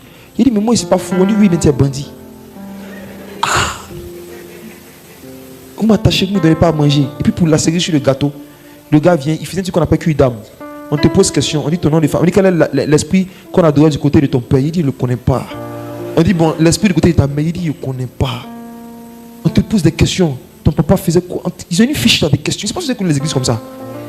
Hey. Maintenant, il est fini, le monsieur commence délivrance. Il prie, il dit, ah, que Dieu lui parle. Qu'il a une vision, qu'il fait la soleil à mon grand-père. Le fameux grand-père dont il parle. Il sait qu'on lui avait déjà donné les sons que le vieux est sorcier, le grand-père est sorcier. Donc automatiquement les gars surfent dessus pour prophétiser. Il dit non, je te vois, tu es dans la soleil, ton grand-père a volé ton intelligence, il a mis ça sur un arbre. Il dit il a volé ça quand? Il était un enfant, hein. Il a volé quand? Parce que ce trimestre-là, j'étais à l'école Saint-Jean-Bosco de Treichville, qui connaît. J'avais été premier, mais on dit on a volé mon intelligence. Quelqu'un a volé son intelligence, il a été premier. Donc moi j'étais un enfant, mais c'est vrai qu'il mentait. Il dit ah, le vieux. Mais attends, si on a volé mon intelligence et puis elle peut être premier, et si on n'avait pas volé, elle allait être quelle hier? Donc eux tous ils commençaient à m'énerver même. Eux tous ils m'énervaient. Je suis resté là-bas vendredi soir, samedi, dimanche. On m'a entouré. On dit délivrance, on dit son lit, il y a une viande dans ton monde, ça a sorti, il n'est pas mangé. Il y a une femme qui était au devant de cela. Je disais une fois quand je prêchais, je dis la femme, je l'ai vue un jour dans la rue, elle est waouh, elle me faisait pitié. Tous ceux qui étaient là-bas dans ces choses, aujourd'hui, qui regardent la vie, on me dit misérables, ils sont bizarres.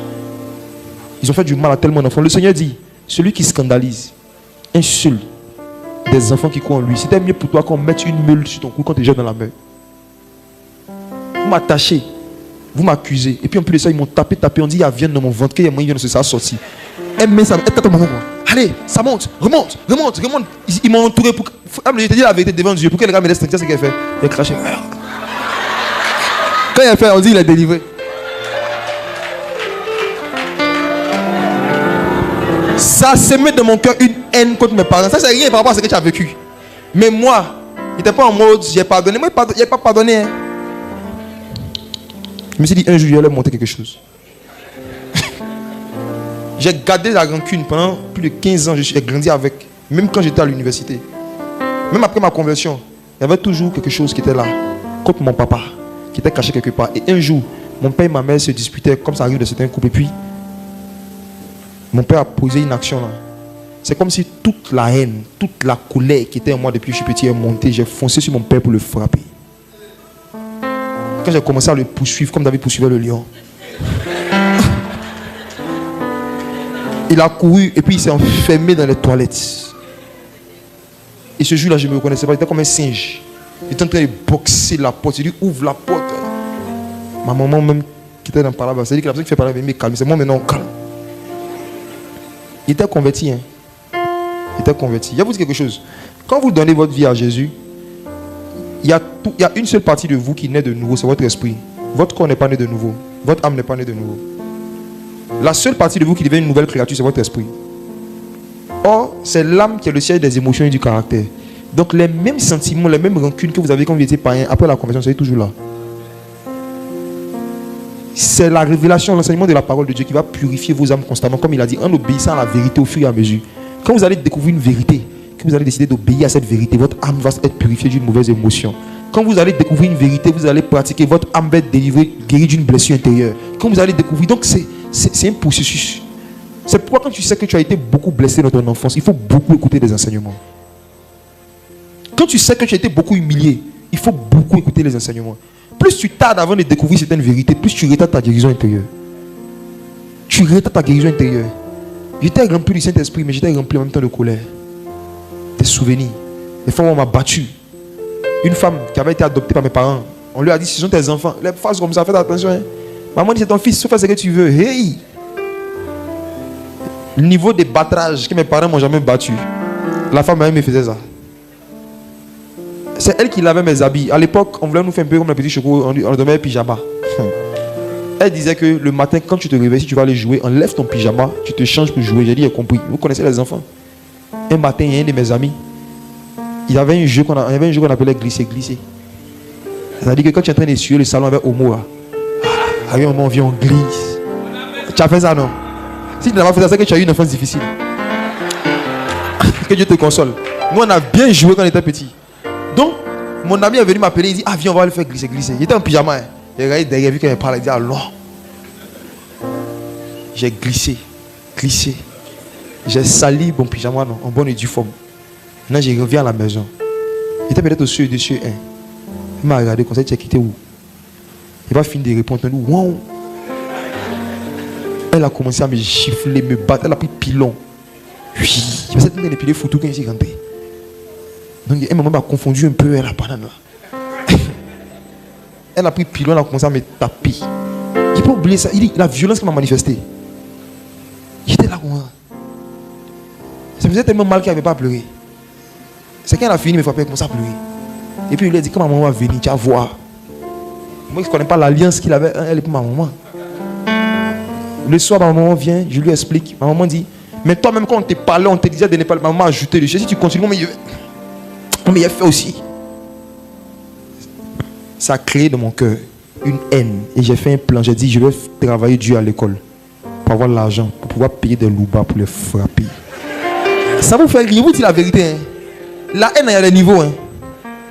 Parce que ce qu'il m'apprête à vous dire tout à l'heure sur la guérison et sur le pardon, si je ne vous explique pas d'où je suis sorti, vous allez penser que souvent quand les pasteurs vous disent voici ce que vous devez faire, vous avez l'impression que eux, leurs vies sont faciles, qu'ils parlent comme ça, mais ils ne savent pas ce que vous avez vécu. Il y en a qui aiment dire tu ne sais pas ce que j'ai vécu. Toi aussi, attends, tu vas voir un peu. Moi, j'étais arrivé au point où la source de ma motivation à l'école, ce qui faisait qu'il y avait de bonnes notes, qui travaillaient, ils bossaient, c'était quoi? Avoir l'argent pour payer l'ouba, pour frapper les gens. Je vous dis la vérité devant Dieu, c'est ce qui me motivait.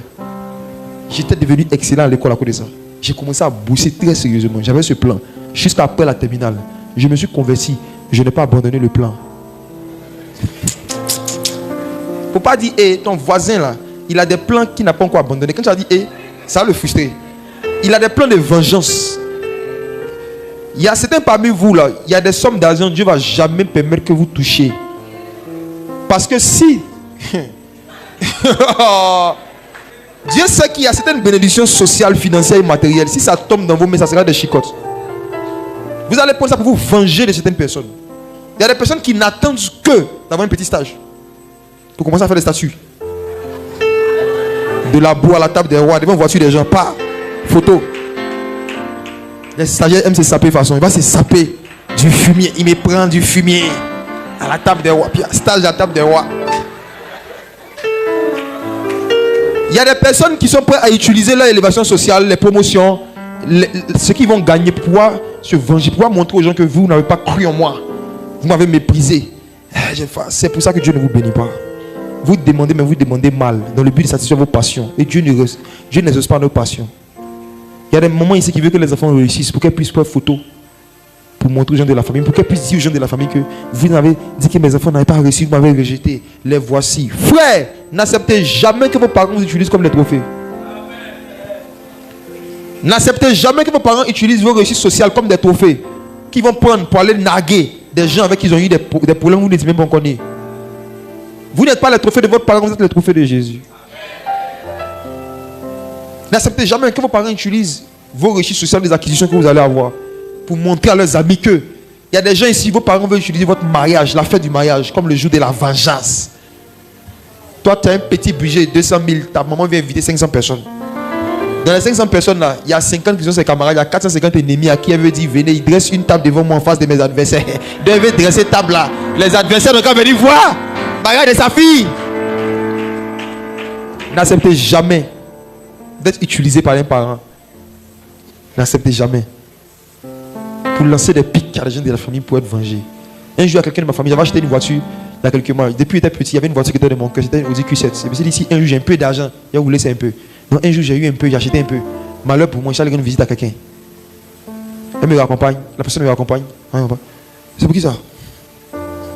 Je dis c'est pour moi en toute humilité. Je prends son portable. Et puis je l'envoie ses places devant. Elle dit viens place toi, place toi. Il dit il y a quoi, il y a quoi? Il dit il y a quoi? Elle dit non, fais une photo. Il dit photo pour faire quoi? Elle dit non, que je veux faire une photo pour garder. Il dit non, il senti que c'était louche. Elle dit attends, calme-toi. Elle était chaude, il dit il faut te calmer.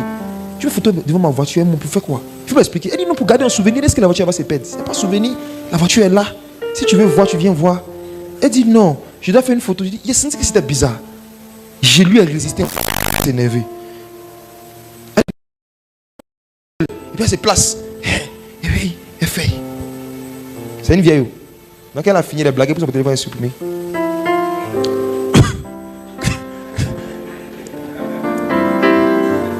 Je me suis rendu compte dans une conversation de mois après que, en fait, dans la même période, il y avait des gens de la famille qui étaient en train de dire certaines choses sur certains enfants et tout.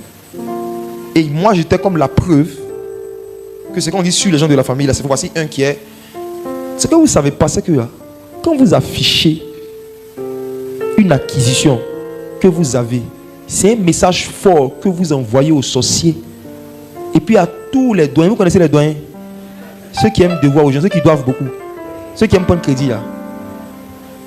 Tu mets ça, quelqu'un va t'écrire, ah, excuse-moi, j'ai un problème, j'ai besoin de 50 000. Quand tu as dit que tu n'as pas, on dit tu es mauvais. Tu es mauvais. Toi, tu as cuit, tu n'as pas 50 000. C'est comme ça qu'ils vont réfléchir. Ils se disent que, en fonction des biens que tu as, il y a certains montants que tu es censé avoir dans ta poche. Ce qu'ils ne savent pas, c'est que plus tes biens sont grands, justement, l'entretien, ça coûte cher. N'acceptez pas que les gens, vous-même, n'utilisez pas vos acquisitions sociales pour prouver aux gens que ce qu'ils ont dit sur vous, c'était pas ça. Sinon, si Dieu voit que c'est une intention pour ça qu'il y a dans vos cœurs, quelque chose qui ne va pas aller. Après, j'ai eu mon premier BTS. J'ai dit pour avoir un stage, c'était dur. Juste un stage. Pourtant, il priait en langue. J'ai prié, je jeûnais, j'évangélisais. Je n'avais pas à avoir de stage. J'ai cherché stage. Il dit stage. J'ai dit, mais stage gratuit. J'ai dit, prenez mon cadeau, avec cadeau pour vous y aller là-bas, assiette. On dit, il n'y a pas. C'était Dieu qui me résistait. Qui peut délivrer de la main de l'Éternel? Dieu dit, personne ne délivre de ma main. Mon blocage social était dans la vie, était causé par la main de Dieu. C'est le cas de beaucoup parmi vous ici. Beaucoup de chômeurs de cette église. Votre délivrance ne peut pas se faire par une prière. Parce que votre chômage vient de Dieu. Qui vous délivrera de sa main? Dieu avait bloqué les portes parce que je n'avais jamais renoncé du fond de mon cœur à mon désir de me venger contre cette dame qui vivait toujours à l'époque. Le Dieu est décédé. C'était caché quelque part. J'avais même oublié. Vous savez, il y a des rancunes qu'on oublie.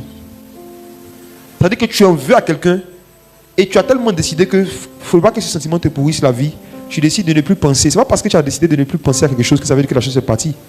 Si tu prends du caca, que tu mets ça dans un placard, que tu fermes, si tu vas 5 ans après que tu reviens, le caca est toujours là. Il y a des personnes, vous avez enfoui certains souvenirs, vous avez décidé de ne plus penser à certaines choses, de ne plus parler, et vous vivez votre vie chrétienne comme ça. C'est pas comme ça qu'on avance avec le Seigneur Jésus. Est-ce que vous avez renoncé à ça? Vous avez juste décidé de ne plus penser? C'est différent. Il y a des problèmes que vous devez accepter d'affronter. J'étais en train de prier un jour pour comprendre, Seigneur, qu'est-ce qui m'arrive? Pourquoi est-ce que... Et dans la prière, le souvenir m'est remonté. Et le Seigneur m'a dit doucement dans mon cœur, va lui dire ce que tu voulais lui faire. Il dit, Seigneur, il a pardonné. Ça peut rester en nous. Il dit, il ne fait plus. Il n'a pas fait. Même si l'argent n'est pas fait, j'ai pardonné. Le Seigneur dit, va la voir. Il faut lui dire. Et certains parmi vous, vous dites que vous avez pardonné certaines choses à certaines personnes. En fait, les gens ne savent même pas que vous voulez en voulez. Ça fait un. En fait, ils ne sont même pas au courant que ce qu'ils ont fait en 1977 là, ça y est là dans votre cœur. De deux, ils ne sont pas au courant qu'il y avait un désir de vengeance en vous. De trois, votre délivrance dépend d'eux. C'est bizarre, mais Dieu, dans sa sagesse, pour nous briser sûrement, a mis notre bénédiction dans la bouche de certains de nos ennemis. C'est pourquoi il dit que tu veux faire ton offrande, quand tu te souviens que tu as quelque chose contre ton frère, laisse là ton offrande. Va voir ton frère.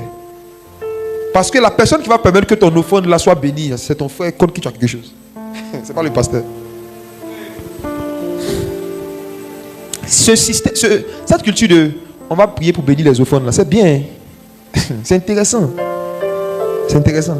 Mais je vais être franc avec vous. Si vous lisez bien les évangiles, ce que Jésus a dit par rapport aux offrandes, le Seigneur dit que si tu as quelque chose dans ton cœur contre ton frère, laisse là ton offrande. Va te réconcilier avec ton frère. Et puis après, maintenant, tu vas donner l'offrande. En d'autres termes, toute offrande qu'on fait, ayant de la rancune contre des personnes de notre cœur, Dieu n'accepte pas, il n'agrée pas. Donc même si le pasteur a versé une onction dessus en priant en langue, ribaka sans sauce, ton offrande n'est pas béni. Ce n'est pas quand un pasteur prie sur tes offrandes que ton offrande est béni. C'est quand tu donnes ton offrande en n'ayant rien dans ton cœur contre quelqu'un. Dans l'ancienne alliance, lorsque les hommes venaient offrir des animaux à Dieu, Dieu avait demandé qu'on donne à l'homme de Dieu, à Aaron au sacrificateur, l'épaule droite. Dieu avait demandé qu'on donne la chair au sacrificateur. Et Dieu avait dit que lui, ce qu'on devait lui donner, c'était la graisse, le foie, tout ce qui était à l'intérieur. Ce qui était à l'intérieur, on devait brûler ça sur l'autel. Donc Dieu est en train de montrer par là que quand quelqu'un vient faire un don, ce que lui Dieu il prend, ce n'est pas ce que la personne a donné, c'est l'état de son cœur. C'est ce qui est à l'intérieur de toi que Dieu consomme. C'est ça qu'il consomme, c'est ça qu'il regarde. Quand tu viens déposer de l'argent dans ton cœur, dans quel état vis-à-vis de tes frères? Dieu a refusé l'offrande de Caïn, pas parce que c'était un péché montant, mais parce que Caïn avait des choses de son cœur contre Abel. Dieu ne prend pas les offrandes des rancuniers, mais l'homme de Dieu prend. Alléluia. C'est Dieu qui regarde au cœur. Non, n'est pas Dieu. Donnez seulement. Et bénis Dieu pour cette fois. Dieu regarde au cœur. Non, n'est pas Dieu. Donc c'est bon, non? Non, n'a pas besoin de connaître ton cœur. Il faut donner. Ça peut aider à payer les chats de l'église. Donne. C'est Dieu qui va regarder ton cœur. Mais malheureusement, aujourd'hui, dans notre génération, beaucoup de gens vivent la même expérience que Caïn, mais ne le savent pas. Ils font des offrandes que Dieu n'agrée pas. Voici pourquoi il dit je sème, j'ai pas, il m'a dit mais je ne vois rien. Mais c'est normal. Quand Dieu sait qu'il y a ton cœur, c'est qu'il voit, c'est pas bon. Si Dieu voit dans ton cœur des choses qui ne sont pas pures, tu vas donner toutes les offrandes que tu veux, tu ne vas rien voir. Heureux ceux qui ont le cœur pur quand ils verront Dieu, nous dit l'Écriture. Heureux ceux qui ont le cœur pur. C'est vraiment important de prendre des temps de jeûne pour dire au Seigneur, sonde mon cœur. C'était la prière préférée de David. Sonde mon cœur. Et après, parfois, David dit, Seigneur, sonde mes reins. Pour dire qu'il y a certaines choses là, certaines rancunes là. Souvent, c'est tellement rentré en nous, on s'est quitté le cœur, c'est descendu même dans nos côtes.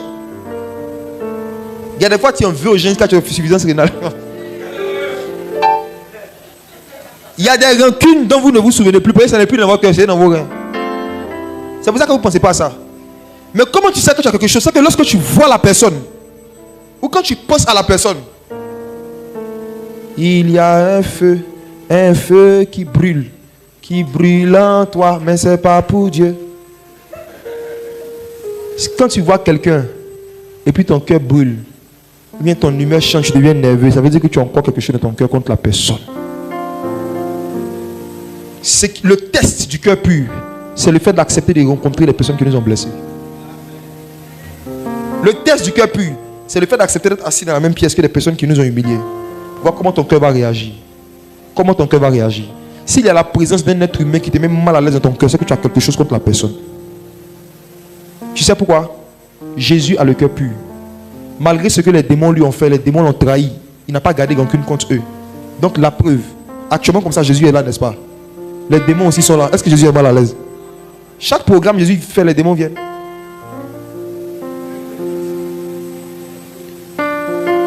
La présence des démons ne dérange pas Jésus parce que son cœur est pur. Il lui a pardonné. La présence des démons ne dérange pas Jésus. C'est eux qui sont dérangés par la présence de Jésus. Ce sont les démons que quand Jésus commence à manifester sa présence, il commence à crier et à sortir du corps. Donc quand la présence de quelqu'un te dérange, tu es un démon. Je rembobine. Lorsque la présence de quelqu'un te dérange, au point où quand tu le vois, tu as envie de crier, tu as envie de sortir du coin. Tu comprends comme un démon? C'est les démons quand ils voient Jésus, ils veulent sortir. Tu vois ton papa, tu veux sortir de la pièce. Tu vois ta petite soeur, tu dis, je ne la supporte pas, je ne la supporte pas. Oh, il est écrit dans 1 Corinthiens chapitre 13, l'amour supporte tout. L'amour supporte tout. L'amour supporte tout. Le fait de dire je ne la supporte pas, tu es en train de confesser que j'ai la rancune. Et il n'y a aucun rancunier qui va rentrer dans le royaume des cieux. Je pense que la plus grande cause de ces gens qui vont rater l'enlèvement de l'église, c'est la rancune. Je suis convaincu de cela. Je vais vous poser une question. Qui a déjà vu un verset où le Seigneur Jésus a dit garde ton sexe plus que tout? Qui a déjà vu un verset où Jésus a dit garde ton sexe plus que tout? Personne. Qui a déjà vu un verset où Jésus a dit garde ton corps plus que tout? Ton cœur, pardon. Garde ton cœur plus que tout. Entre le cœur et le sexe, qu'est-ce qui est plus important? C'est le cœur d'abord, non? Ok. Celui qui garde son sexe, qui est dans la sanctification corporelle, qui ne comprend pas l'impudicité, mais qui a de la rancune, entre lui et puis l'impudique, qui est pire?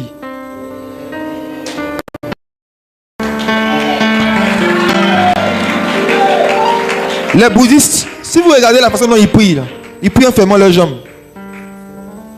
Mais il faut les insulter. Ça va. De la fornication. Mais c'est un esprit impur. Satan n'a jamais couché à une soeur. Il n'a même pas de sexe. Ce qui fait que Satan est impur, c'est que c'est un esprit méchant. La méchanceté. Toute forme de méchanceté nous rend semblables à des démons. Et la rancune est une forme de méchanceté. Traitez avec vos cœurs. Acceptez d'affronter ce que vous avez dans vos cœurs contre les gens. Et acceptez d'affronter les gens contre qui vous avez quelque chose. Les éviter éternellement va vous éloigner parfois de la vie éternelle. Vous êtes dans l'église, dans le même groupe. Tu as quelque chose contre une soeur. D'après toi, tu dis tu as laissé tomber. Mais chaque fois qu'elle vient, quand elle vient, pour ne pas avoir à la saluer, tu fais semblant d'être en train d'être au téléphone pour tourner ta tête. Chaque fois que tu la vois, pour ne pas être obligé de lui tendre la main, tu simules les appels. La rancune rend menteur. Parce que tu ne veux pas causer avec elle. Parce que tu ne veux pas manger avec elle. Comme c'était en groupe, on dit on mange, il y a ici en jeune. Mais j'ai pas faim. C'est pas que tu n'as pas faim dans ton cœur, tu as dit que celle-là, il ne peut pas manger dans la même assiette qu'elle.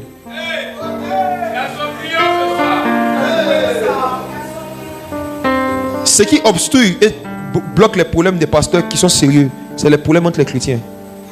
Peu importe l'onction qui est sur ta vie, tant qu'il y a la rancune dans leur cœur, l'onction ne va pas bien se manifester dans la sang. Heureux ceux qui ont le cœur pur quand ils verront Dieu. C'est à cause de vous que les gens ne voient pas Dieu à l'église. Si le Seigneur dit heureux ceux qui ont le cœur pur quand ils verront Dieu, ça veut dire que quand tu as le cœur impur, tu vois qui?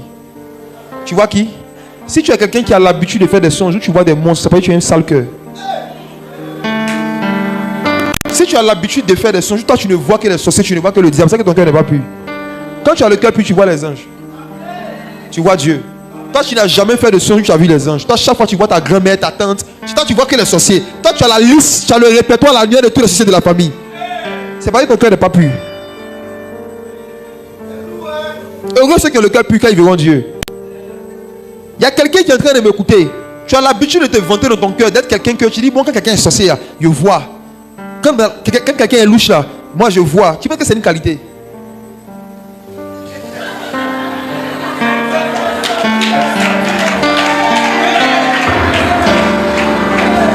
Ce n'est pas le don de prophétie, c'est le don de barrière prophétique que tu as.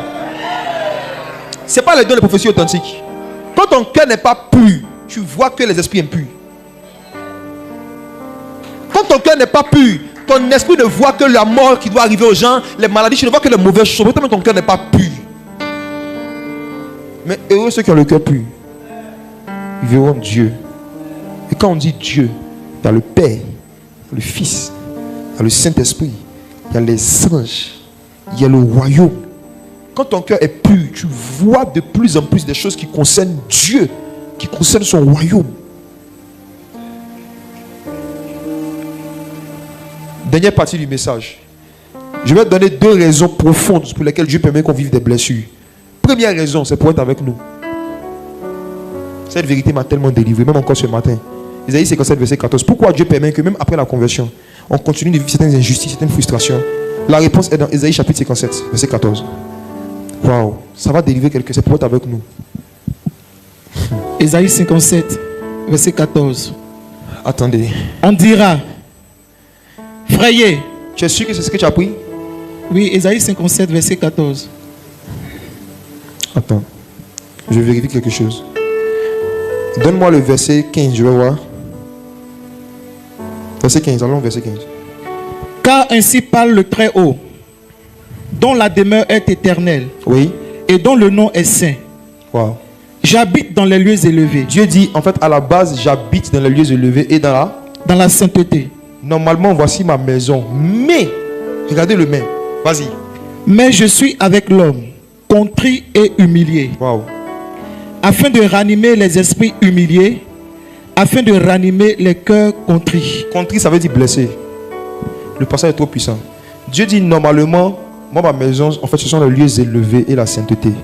Mais comme vous ne pouvez pas arriver là-bas, aucun parmi nous ici ne peut atteindre le standard de sainteté que Dieu demande pour être en permanence dans sa présence. Aucun. Aucun. C'est pourquoi Dieu a préféré envoyer son Fils, pour qu'on puisse revêtir sa sainteté. Sinon, sous la loi, les gens essayaient. Les gens essayaient d'être justes en pratiquant tous les commandements de Dieu. Ils n'ont pas pu.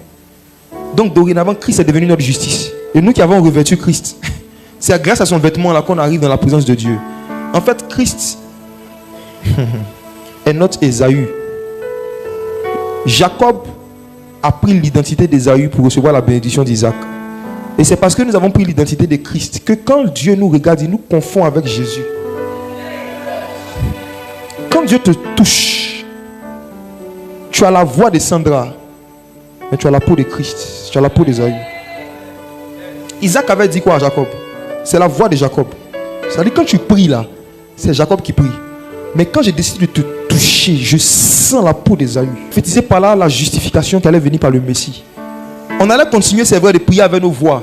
Mais quand Dieu allait décider de nous toucher, il allait décider de fermer les yeux et de nous baser sur le vêtement qu'on a revêtu. Si tu as revêtu Christ, il te donne la bénédiction. Normalement, j'habite dans les lieux élevés dans la sainteté. Mais, si quelqu'un a le cœur blessé et humilié, il devient ma maison. En fait, les blessures, non, ce sont des portes que Dieu crée en nous pour rentrer avec sa présence, pour habiter. C'est parce que Dieu veut être avec nous qui permet qu'à certaines saisons de nos vies, on vive certaines souffrances. Et chaque souffrance, c'est une porte à travers laquelle Dieu rentre. Parce qu'il dit, je suis avec l'homme contrit et humilié.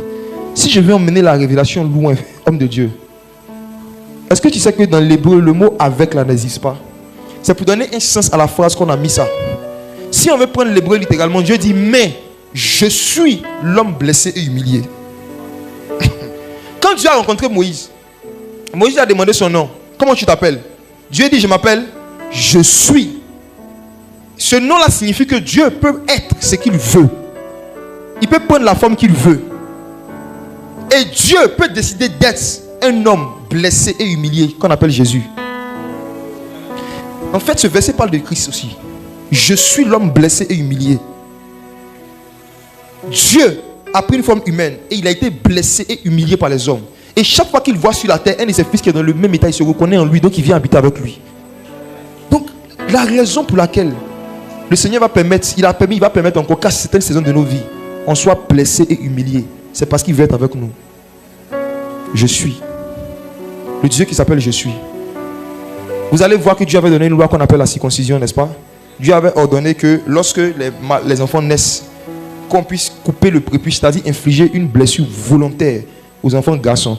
Et cette blessure leur donnait le droit à certaines bénédictions que les femmes n'avaient pas.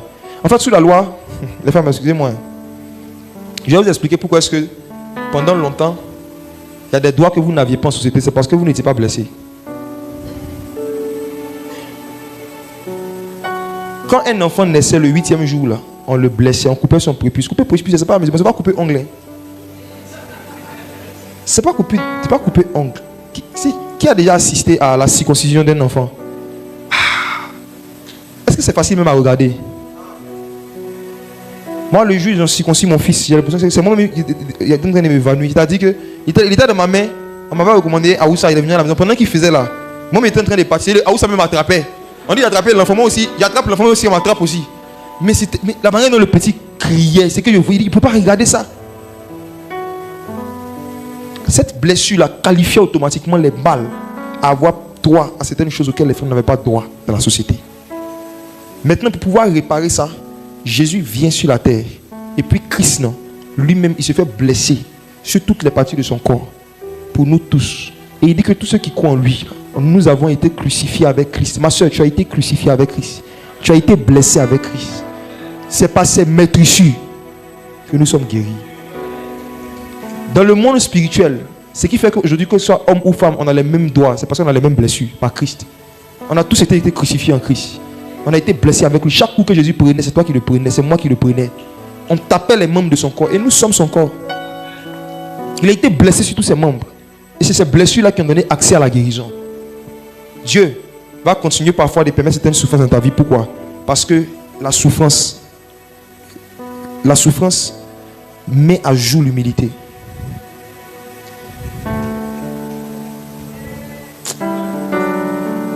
L'humiliation renouvelle l'humilité. Si tu fais des années où tu n'as pas vécu une humiliation, il faut avoir peur. Je vous dis la vérité. Même Jésus, jusqu'aujourd'hui, il y a de temps en temps, les gens l'humilient. De temps en temps, les gens disent qu'il n'existe pas. Qu'il est le Dieu des Blancs. De temps en temps, on ment sur lui. On dit tout ce qu'il a fait. C'est rien, que c'est faux. C'était une mise en scène. Même les Juifs, ils ont payé les gens pour dire que le corps de Jésus a été volé par ses disciples.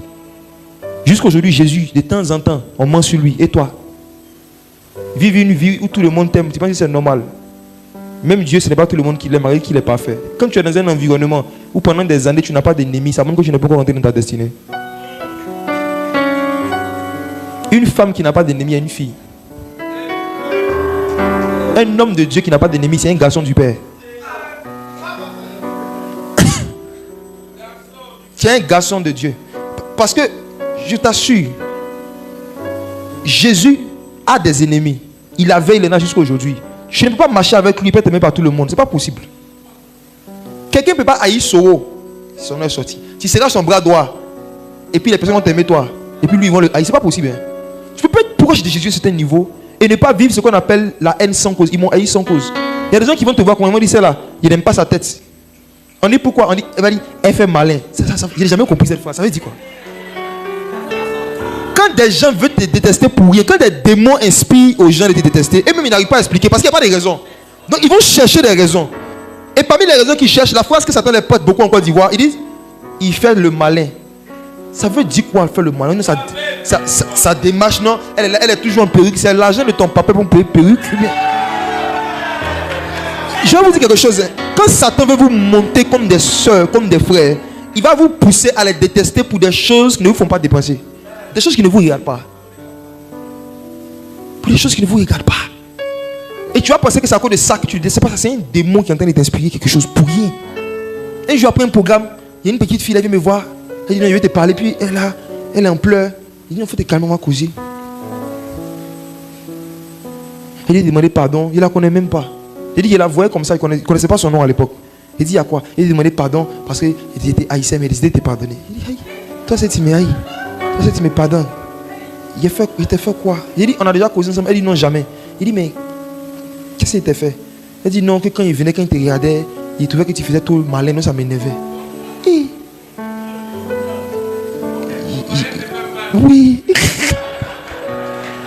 J'ai dit, ma petite, malin là, donne-moi un exemple. Elle n'arrivait pas à me donner quelque chose de concret. J'ai dit, c'est quoi malin? Fais malin, ça dit quoi? Et puis il dit, mais malgré ça, tu continues de venir. Vous savez, plus de gens vont vous haïr, plus ils vont chercher proche de vous. Je vous assure. Plus les gens haïssaient Jésus, les pharisiens, plus ils étaient présents dans tous ces programmes. Homme de Dieu, La présence régulière de quelqu'un n'est pas la preuve que cette personne t'aime. Parfois, cette personne te pharisianise. Les pharisiens étaient les ennemis de Jésus, mais c'était des gens qui ne s'absentaient jamais à ces programmes. Les pharisiens étaient à tous les programmes de Jésus. Mais après, ils disaient aux gens, c'est un imposteur, mais ils sont toujours là. Restez à la maison, c'est un imposteur. Les pharisiens aimaient l'onction. Ils aimaient voir les miracles. Quand Jésus prêche, ils ont envie de crier Amen, mais ils ne peuvent pas parce qu'ils ont déjà dit aux gens que c'est un imposteur. Donc c'est la nuit, ils envoient Nicodème pour parler en leur nom. Et Nicodème dit, nous savons que tu es un docteur venu de Dieu. Parce que les miracles que tu fais, ça nous enjaille. Personne ne peut faire ça. Mais on ne peut pas dire ça la journée. Il y a des personnes, plus ils vous détestent, ils vont chercher proche de vous. Plus ils vous détestent, ils vont se renseigner sur vous. Ils vont regarder tous vos statuts WhatsApp, toutes vos publications. Ils vont se renseigner sur vous. Elle travaille où? Elle fait quoi? Et parfois, ils vont chercher même à créer une amitié avec vous, comme Judas. Judas pensait qu'il était en train d'avoir Jésus. Oh, c'est Jésus qu'il avait eu. C'est pour ça que je dis que ce soir, je vais vous apprendre à abuser de ceux qui veulent abuser de vous. Judas était un voleur. Il a vu qu'il y avait beaucoup d'argent qui rentrait dans le ministère de Jésus. Il s'est dit que si je deviens ami avec lui, il va me confier la caisse. Parce qu'on ne confie pas la caisse à n'importe qui. La caisse, c'est quelque chose qu'on confie à quelqu'un à qui on a confiance. Judas s'est dit que si j'ai réussi à avoir la confiance de ce gars, je vais payer mon terrain sur la route de Benjerville. La Bible dit que Judas gardait la bourse de Jésus. Il a commencé à voler dans la caisse et Judas a payé un terrain qu'on appelait Akel Tamar. Il a payé un terrain avec l'argent du vol. Ne pensez pas que c'est l'argent qu'il a reçu quand il a trahi Jésus qu'il a pu payer le terrain. Parce que si vous lisez l'écriture, la Bible dit que quand Judas a pris les 30 pièces d'argent, il est retourné au temple. Et il est allé jeter, il n'a pas utilisé. Et il allait se prendre dans son champ. Donc il avait acheté un champ avec un autre argent. Il avait acheté un champ avec un autre argent que l'argent du crime. Et dans Actes chapitre 1, Pierre dit qu'il a acheté ce champ-là avec le salaire du crime. Le salaire dont il parlait, ce n'était pas les 30 pièces, c'était autre chose. Le jour où une femme est venue donner un parfum Gucci à Jésus, Judas a dit, on aurait pu vendre ce parfum pour faire l'œuvre sociale. On aurait pu vendre ce parfum et donner aux pauvres. Mais les pauvres dont il parlait là, c'est lui-même et ses enfants et puis sa maman. La Bible dit que Judas ne disait pas ça parce qu'il s'inquiétait des pauvres, mais parce qu'il était voleur. Donc ça veut dire que son système pour détenir l'argent de Jésus, c'est de demander de l'argent pour aider les pauvres. Et il prenait pour aller payer son terrain. Et jusqu'aujourd'hui, ça se passe dans vos églises, ça se passe ici dans les églises Vase d'honneur. Ça se passe dans le message de vie. Les gens volent l'argent des missions. Les gens font des détournements d'argent et l'argent des campagnes d'évangélisation. Ça vole, ça tire à balles réelles.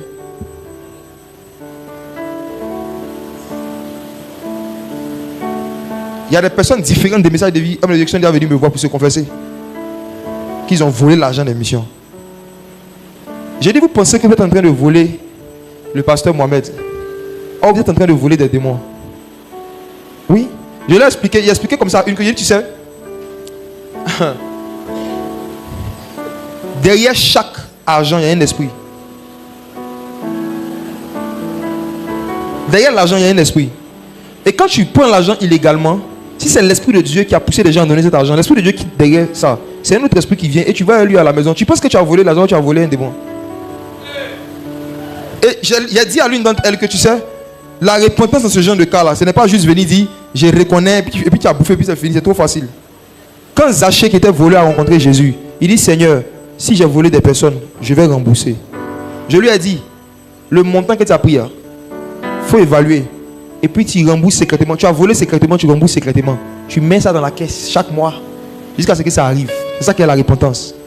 Il lui a montré un passage dans Proverbe où le Seigneur dit, on ne laissera pas impuni le voleur qui vole pour satisfaire son appétit. Si on l'attrape, il va rembourser au septuple. Chaque fois que tu voles 10 000 francs dans le monde spirituel, tu dois 70 000. Faites vos calculs, vous allez voir pourquoi est-ce que vous avez des problèmes. Il y a une loi spirituelle qui dit que si tu voles, tu dois rembourser au septuple. C'est une loi éternelle. Quand tu voles 10 000 de quelqu'un, tu dois 10 000 à la personne et tu dois 60 000 à des esprits. Donc, ceux qui avaient volé les 500 000 et 300 000, faites vos calculs.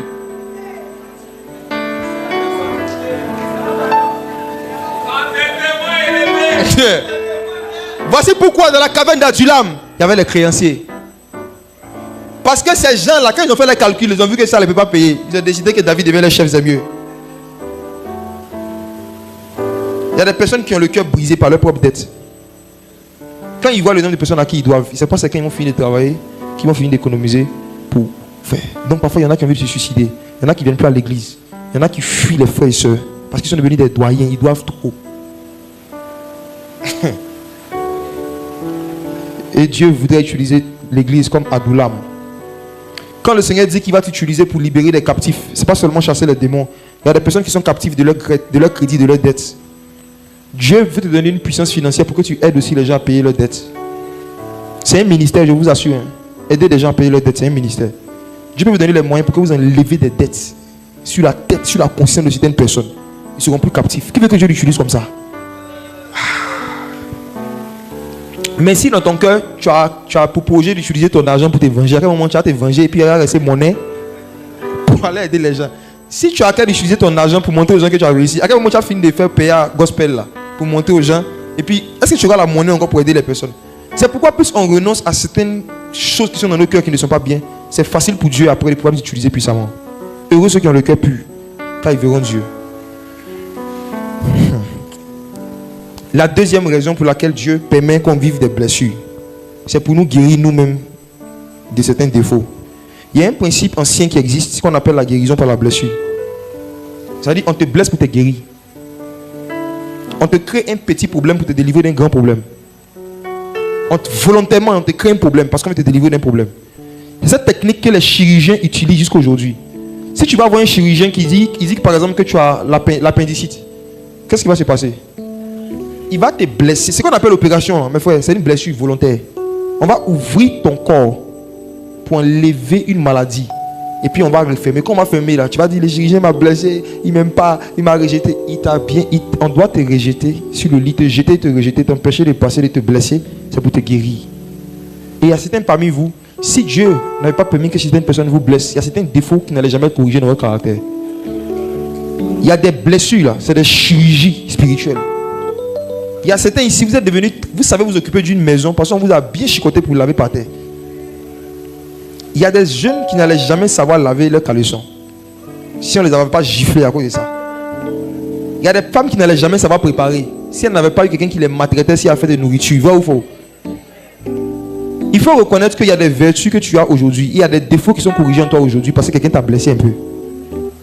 Dieu permet aussi qu'on soit blessé pour corriger certains de nos défauts. Voici un verset qui le dit. Tant que Dieu va voir les défauts en toi, il va continuer de te blesser. May God bless you. Jésus a dit que lorsque un arbre commence à porter du fruit, on le mange, on le taille pour qu'il porte encore plus de fruits. Ça veut dire que quand Dieu veut te perfectionner, quand tu dis Seigneur, perfectionne-moi, il priait ça là. Dans le monde spirituel, ça veut dire Seigneur, mets un couteau sur moi, machette, parfois même pilon, Seigneur, perfectionne-moi, blesse-moi. Regardez un verset. Psaume 119, verset 16. On va prendre que ça. Psaume 119, verset 16.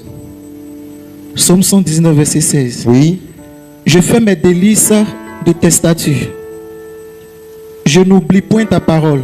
Et le verset 15. Je médite tes ordonnances. J'ai tes sentiers sous les yeux.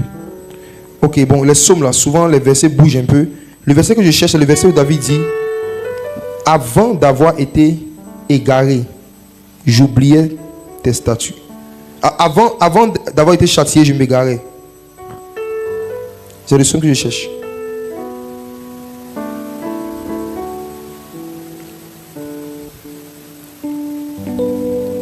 C'est Psaume 119, verset 67. Verset 67. Oui, oui. D'accord, vas-y. Avant d'avoir été humilié, je m'égarais. Maintenant, j'observe ta parole. Avant d'avoir été humilié, je m'égarais. Maintenant, j'observe ta parole. Donc, l'humiliation, Dieu utilise ça pour empêcher qu'on soit égaré. Vous êtes dans la foi. Si Dieu de temps en temps n'écrit pas des petites humiliations dans vos vies, vous allez vous égarer de la foi, je vous assure. Parmi les éléments que Dieu utilise pour nous maintenir dans la foi, pour ne pas qu'on s'égare, il y a l'enseignement. Deuxièmement, la communion fraternelle. Et puis troisièmement, il y a l'humiliation. L'humiliation ne doit pas nous égarer. David même dit que lui-même, il s'égarait quand il ne connaissait pas d'humiliation. C'est pourquoi vous allez voir que les gens les plus riches ou les plus élevés dans la Bible sont ceux qui ont le mal fini le plus. Parce que des excès d'honneur, les hommes de Dieu, les excès d'honneur, quand t'honores, à un moment ça peut te faire perdre la tête. De temps en temps, il faut prier Dieu pour qu'on t'humilie un peu. Oui. De temps en temps. Tu dis, Père, ça fait 9 mois à mon nord seulement. Avant d'avoir été humilié, je m'égarais. Je ne veux pas m'égarer. Je sais quelqu'un qui va me parler mal. Mais il faut vous dire la vérité, priez pour ça. Surtout quand Dieu commence à vous élever. Plus vous allez commencer à être élevé, que ce soit financièrement, spirituellement, les gens auront peur de vous faire des remarques. Quand vous allez être dans le vrai, on va vous acclamer. Quand vous allez être dans le faux, on va vous acclamer. Et même ceux qui voient parfois que vous êtes en train de vous tromper, à cause du niveau de respect et d'estime qu'ils ont pour vous, ils n'auront pas toujours le courage de vous faire certaines remarques. Donc c'est à vous de prier Dieu pour que Dieu oigne des gens qui n'ont pas peur de vous. Un homme qui n'a personne autour de lui, qui n'a pas peur de lui, est devenu Dieu. Si un homme atteint un niveau où parmi tous ceux qui sont autour de lui, il n'y a pas quelqu'un qui n'a pas peur de lui, cet homme sans le savoir, il n'est plus un homme de Dieu, il est devenu un homme Dieu. Le 2 a sauté.